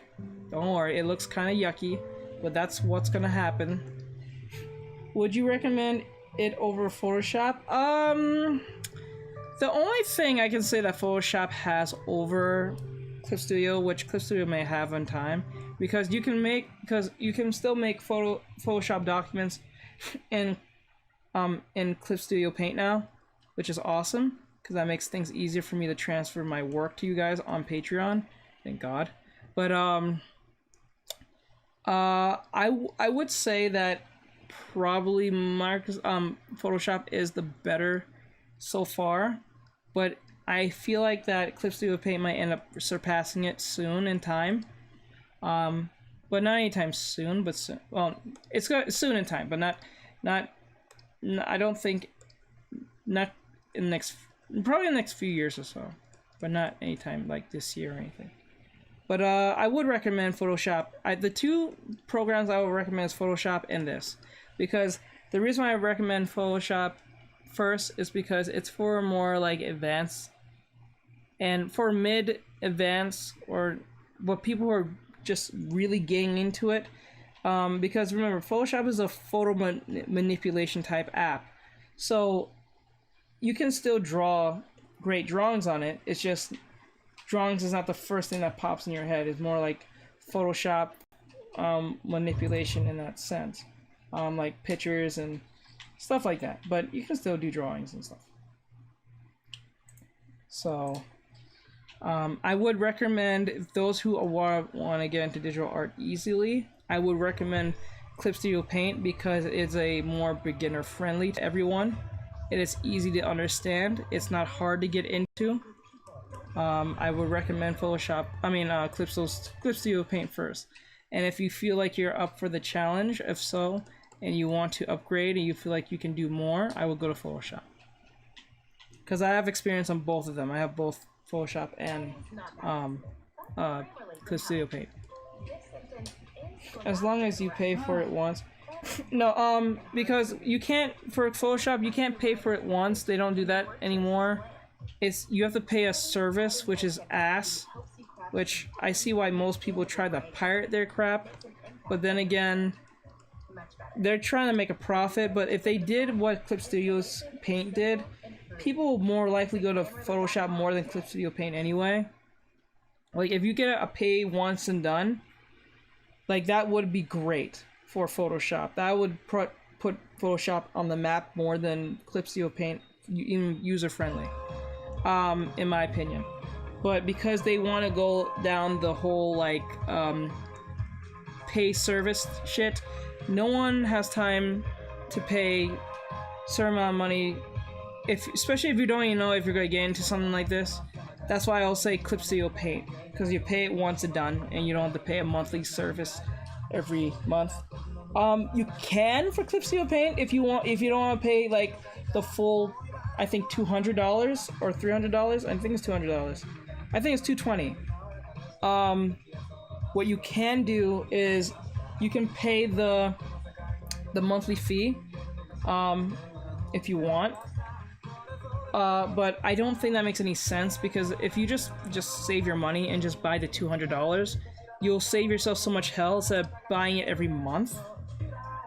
Yes, $200, but you can always make that $200 back. But if you're paying like a $20, I think it's $20. I think it's $15 or $20 a month to use Clip Studio Paint if you don't want to pay fully, or even if you want to use the animation like perks. I think that's extra, but I would just literally buy the one and done version of EX or what do you call it, Pro, which I have. So I don't know why Photoshop wouldn't just go down the pay once and done thing, because what they can do is, like, they can give you the one and done thing, but you don't get you can still get updates, but you're not gonna get like certain like presets, you know what I'm saying? But I think that's what they're trying to get people to do, to buy the service so they can get the presets that comes with it. But I'd rather pay the one and done and just get the updates and that's it, but not get the presets unless that's extra, then that's fine. I don't mind that. I'll pay for the preset like a loot box, or like a, not a loot box, like a cosmetic type of thing, but I'd rather pay the full price and be done with it. Who's gonna pay a monthly thing? Like, it's insane. And this is why I don't really feel too bad for them when people pirate their crap, and it's already high in their in expense. and they know that you're not gonna learn the service in 30 days. You're not gonna learn that in 30 days. I think it's no, it's not, I don't even think it's 30 days. I think it's like 15. No, if you're the trial, I think it's 15 days, and I think the pay is $15 a month. No one's gonna pay for that to learn that. That's, you know how long it took me to understand Photoshop just to do certain things, and people are lazy, so people are not gonna do that. None of these days, unless you have a giant love for like digital art. Not a timid kid who's trying to get it. Yeah, I hate subs for programs. It's so dumb. Yeah, thank you. At least people understand where I'm coming from. Like I don't advocate the pirating. Please don't get that like backwards. But like I'm saying, like I'm not surprised people would do it because no one's going to pay that much money for that. Like it just sucks. That's why I moved to Clip Studio Paint. That's why I moved it over there.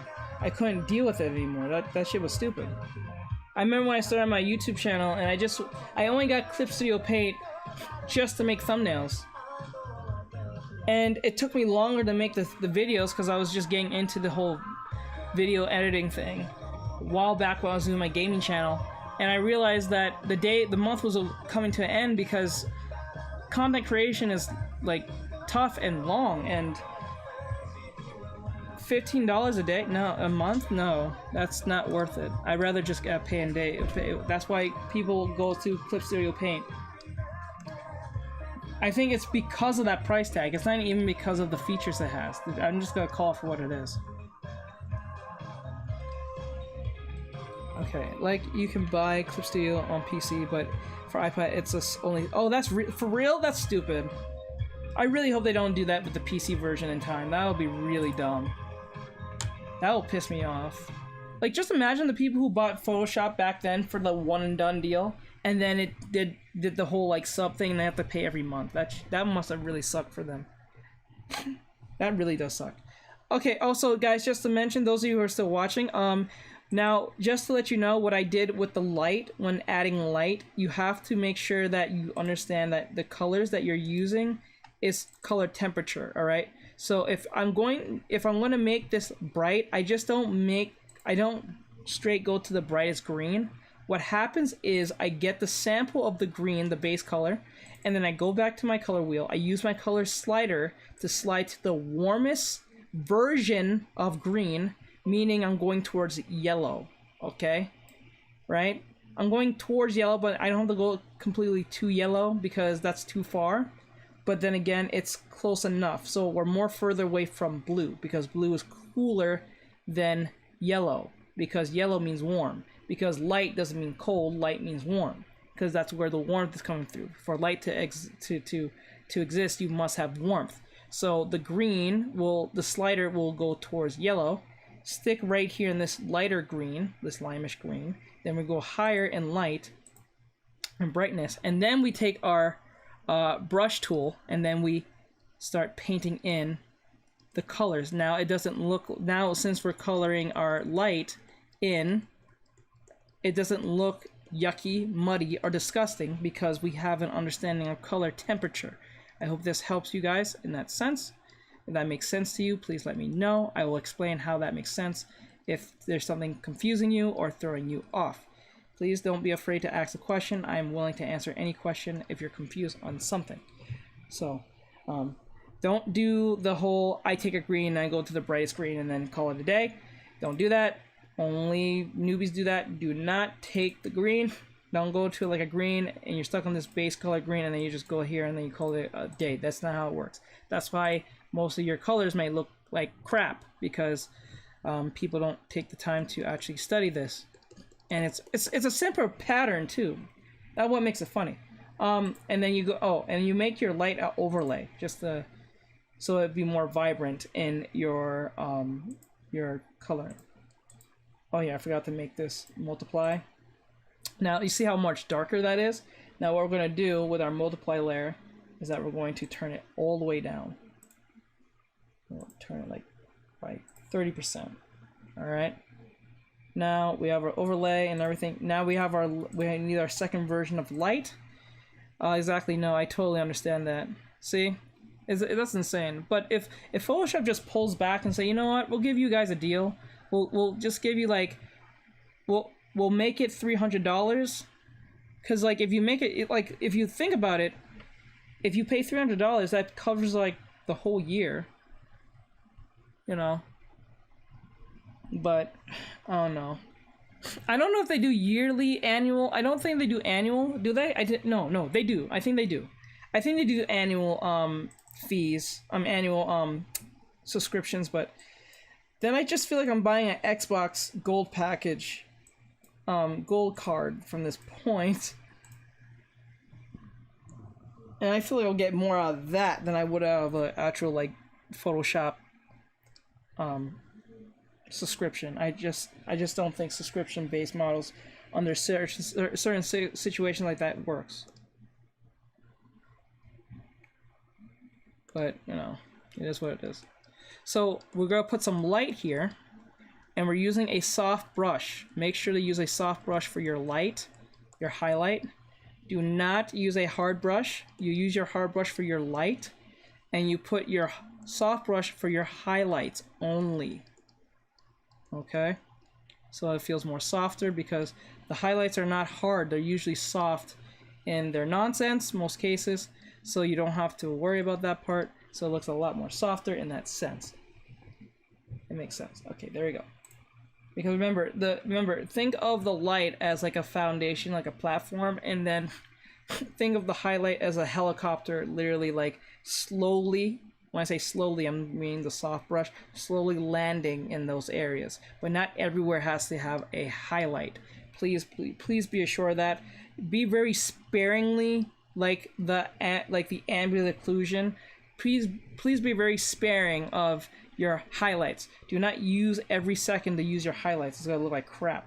It's gonna look insane. It's gonna look like you don't know what you're doing. So, see how that looks? Now you can even pull it back a little bit on the highlights here. I think this should be pulled back a little bit more in color. Because remember, the light is coming from what is it, top bottom? No, it's coming from this side. So most of the light will be here. It will be coming from this side, if anything, like a rim light, if anything. Yeah, it's like a rim light. Okay? So I hope that makes total sense to any of you. Now we're near done. I'm gonna finish up on the skirt, and then we might just call it a day after that, because we only have 30 minutes left on the clock. I wanted to get to all of them, but like because we have to keep stopping for certain things, and that's not your fault, that's mine. But we have to put in the skirt, and then we'll call it a night. And then on Thursday, I might do a Halloween theme like drawing session. It's not gonna be a lesson. It's gonna be just for fun, or I might just draw this in my own style, depending on my mood and how things go. If you guys decide to do what I told you guys before, if you guys come here on Thursday, we're gonna have a Halloween theme like event where you guys combine like a fan art or something, like say Batman as a zombie or something. It has to be like a fan art, but it has to be Halloween based, or like a headless Batman, like headless horseman but Batman or something like that. So I just want us to have fun. I don't want us to always think we always have to learn something, because like it's great to learn. I'm not saying it's bad for you guys to learn from me, from what I'm teaching, but I'm saying like I want you guys to have fun when you're in my streams and not feel like it's always about work, always formal, because you know we all have to have fun and relax and loosen up, because I think that's better for team morale in that sense. So there you go, because I do enjoy my audience, the way they do things. So let's just get this out of the way. So right now we're going to put in the darkness for the skirt. So the skirt's going to be hard edged because we're putting the shading. Yeah, we're putting the shading for the skirt. And if I remember right, the light's coming this way, so most of the shading is going to be over here, if anything. Okay, like this. But it's not going to be just light over here, it's going to just be kind of like in between light and shadow because we need to have that 3D-ness from the skirt, I'm saying. So we want that 3D-ness to show so it feels like an actual skirt, because the skirt shows a sense of 3D-ness because of the triangle method of how it looks. Okay? See how that looks? Now, this here could be fixed, but I'm not going to worry about too much on that right now. We're just going to worry about the skirt itself. Alright?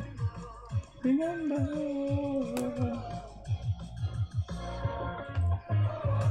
Okay, so we put in the shading of that. Now we're gonna put in the light. We're gonna put the ambient occlusion, but we'll come back to that in a bit. I'll come. Okay, thank you. I appreciate it. You guys can only pick one character that you want as a Halloween theme. Only one. I'm not doing 10 when you guys keep suggesting and I'm like in mid-draw. Because that's going to take too long and it's going to just be overwhelming and I can't get to all of them because I have to take my time while drawing. So you have to pick one character that you like and you want to see a Halloween themed version of them.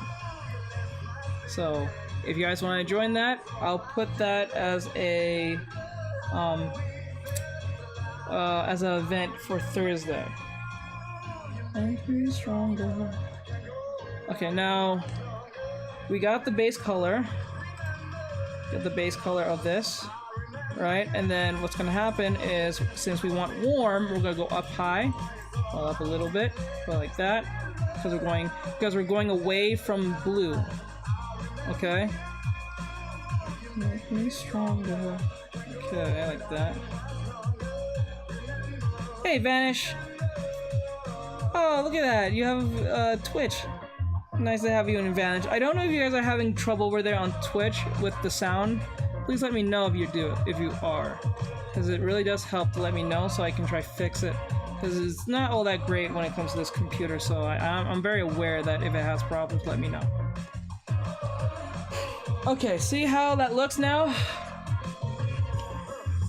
Now we need...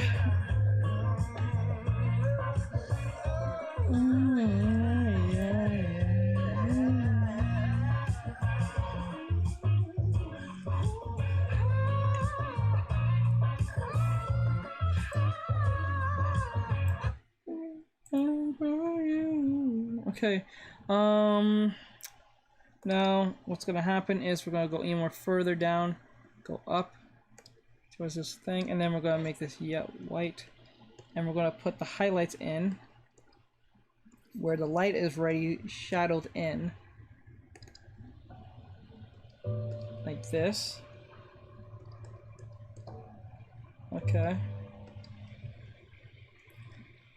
Alright, there we go. Now, the only reason why this drawing looks a little flat, I'm not gonna lie to you, is because of the breast hair, and it's kind of like, it kind of look weird. I'm not gonna fix it because just laziness, but what I would do, what the hell's that noise?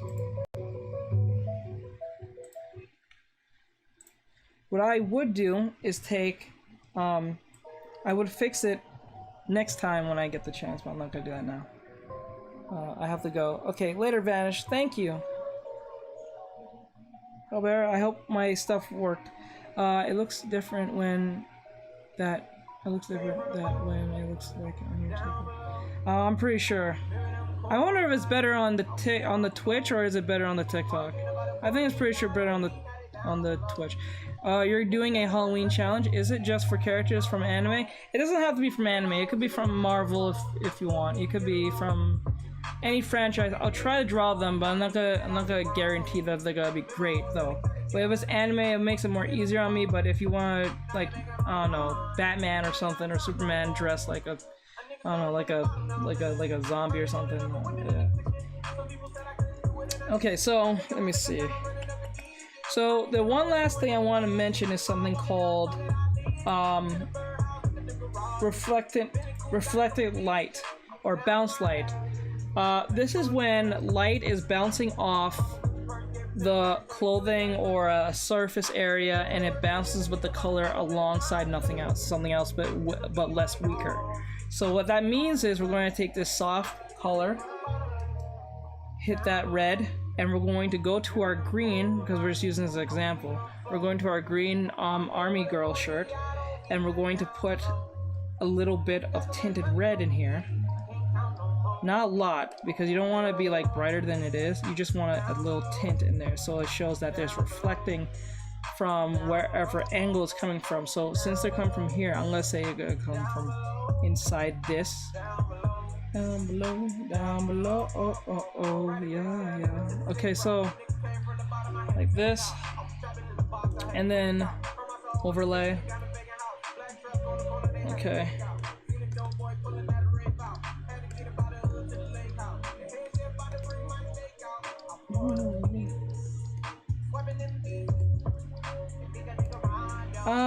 You know what? I'm gonna leave this on normal, so you guys can at least see it. Or I can put on soft light. So I put on soft light. So what's gonna happen is I'm going to brush in.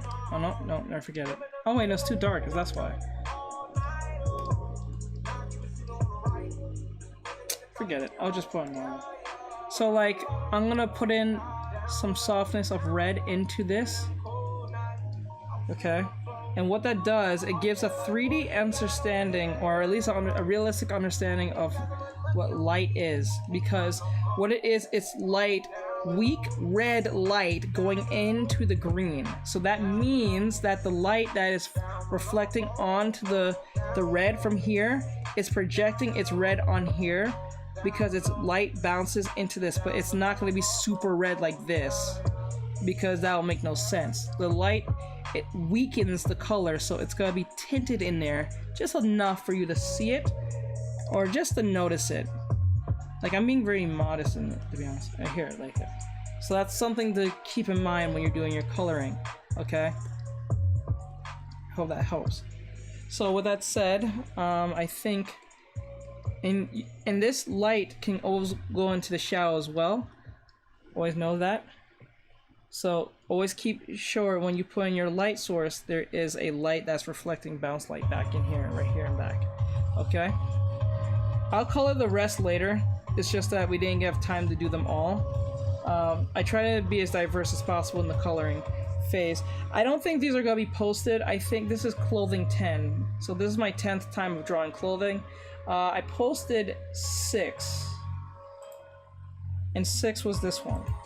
This was just today.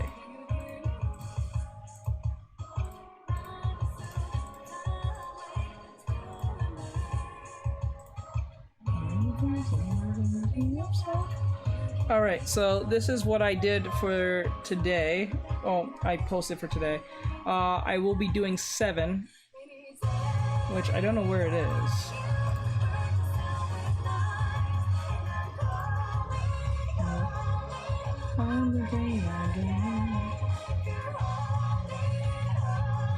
Okay. Now, you see these are gonna be colored properly.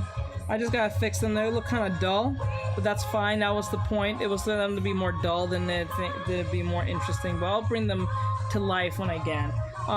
But to let you guys know what I was referring to, you see how, like, this red jacket is here, but because there's light coming through, the light bounces onto the red, and it bounces onto the jacket, so you can see a tint of blue. And this happens a lot in real life.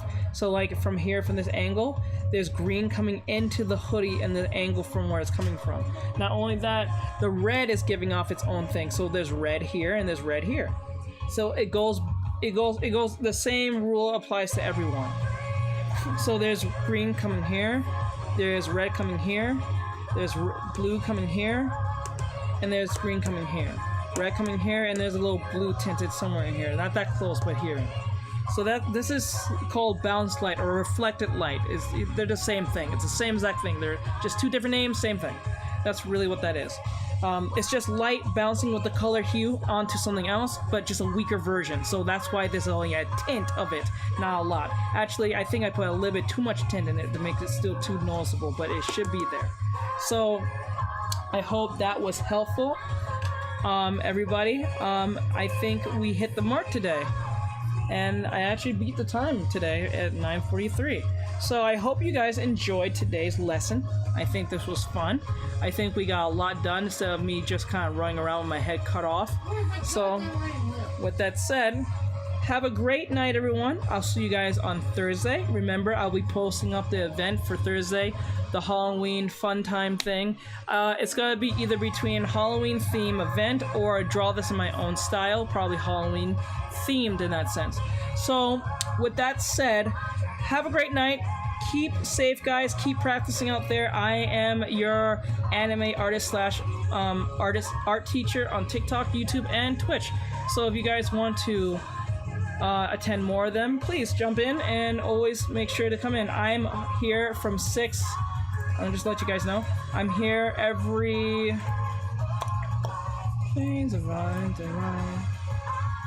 Okay, there we go. I'm here from... So you guys know, those who are new, we are at 6 to 10 p.m. Eastern Standard Time. Those of you who are on the East Coast, but if you're on the Pacific Coast, I think, or Pacific Time, it is 3 p.m. to 7 p.m. Okay, so you can catch me there. I do have a link up here on Twitch, on TikTok, Twitch, and YouTube. So if you guys want to reach me, I'm usually on Instagram.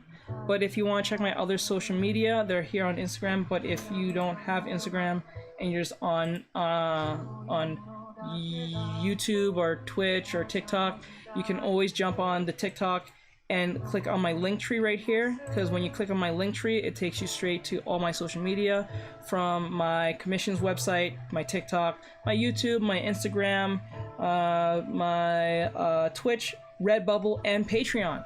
So if you guys want to check those out, please. And if you want any commission work from me, just check it out, and then you can leave a quote. I get the quote from the email, I respond to it, and all that great stuff, and then we can come to a... It's the same Nico as ever, by the way. Hey Nico, what's going on, bro? I didn't get to see your last response. I'm glad that you went to University for Art. That's amazing. That's amazing, bro.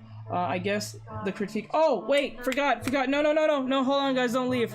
You just reminded me. Thank you. Thank you, Nicholas, for saying that. I'm so sorry about that, bro. I'll do it on stream right now. I'm so sorry about that. Let me get to it right now. Alright, so let me see real quick. I'll just do a quick refresh. I guess critique. So what was the issue with the critique? What did you want me to do with it? I'm just very curious.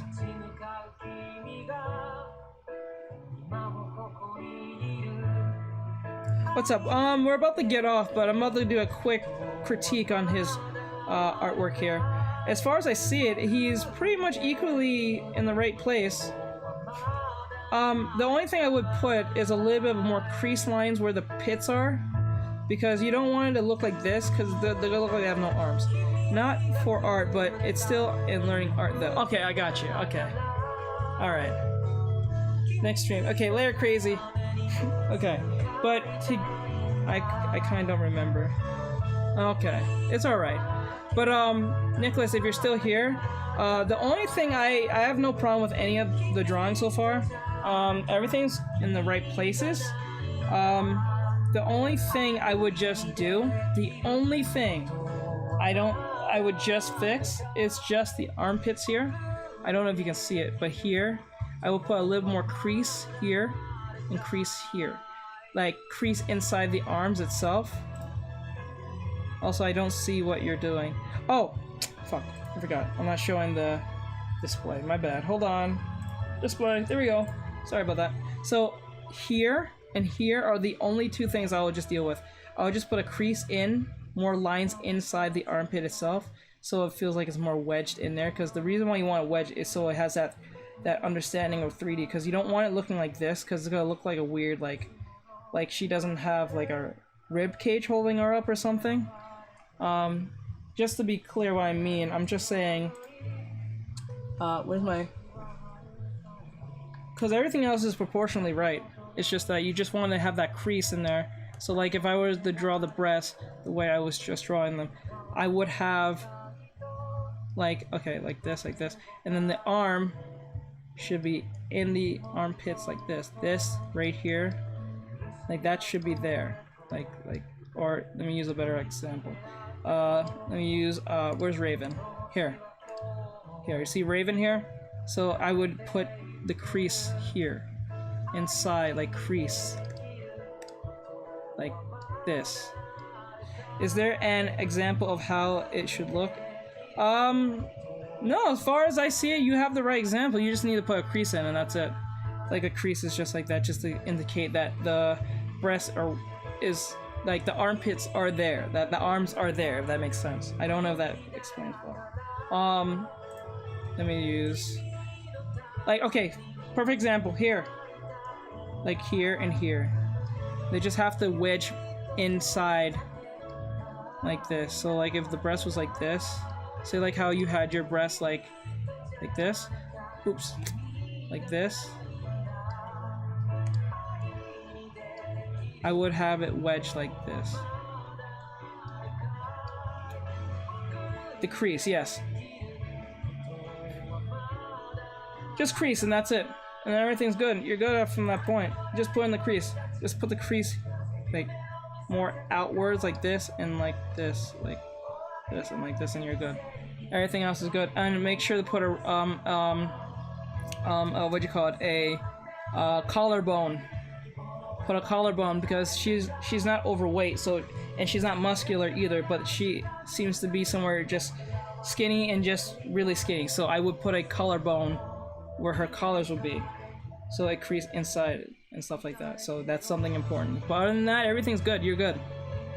So I should add a slight curve line around. Yes, that's it. And then you just put a what do you call it? A collarbone, and then you're done. Other than that, everything's good. Everything's proportionally right. Hands are on par, ankles on par, knees on par, breasts on par, head on par, ears on par. And that's pretty much it. Especially if this is supposed to be some type of model, yes, that you did the right thing. So with that said, I hope that answers your question, Nick. If any other questions, please send me a message through Instagram. I'll try to get to it as fast as possible. Sometimes I take some time to respond back because I'm dealing with other shit. But I do respond eventually. This is just the outline. I plan to add a collarbone, and I add details. Okay, I gotcha. Alright. So with that said, have a great night, Nick. Have a great night. Hold on. Where is he? And Nico. Have a great night, Nico and Nicholas. I didn't want to say the wrong thing. This is just the outline. So I'll see you guys on Thursday. I'll be back here on Thursday. Remember, 6 p.m. to 10 p.m. Eastern Standard Time, and 3 p.m. to 7 p.m. for those who are on specific time, or a case may be. So, as it does. Thank you so much for the quick critique. No problem. And it was great because I didn't have to do any real critiquing. It was just something really small. It was not that serious. Thank God. Alright, so, and that means you're improving, so that's a great thing. So, guys, I'll see you guys next time. I do appreciate the help, and I do appreciate you guys being here and asking your wonderful questions. Hope to see you guys on Thursday. I'll see you guys on Thursday. We'll be having either a Halloween event, depending on how things go, and then if we have time, we'll do a Draw This My Own Style from other TikTokers. You can watch me do that. I won't do a lesson. It's just us having fun. It depends on how things go out, and it doesn't go left. So with that said, night. I'm out. See you guys.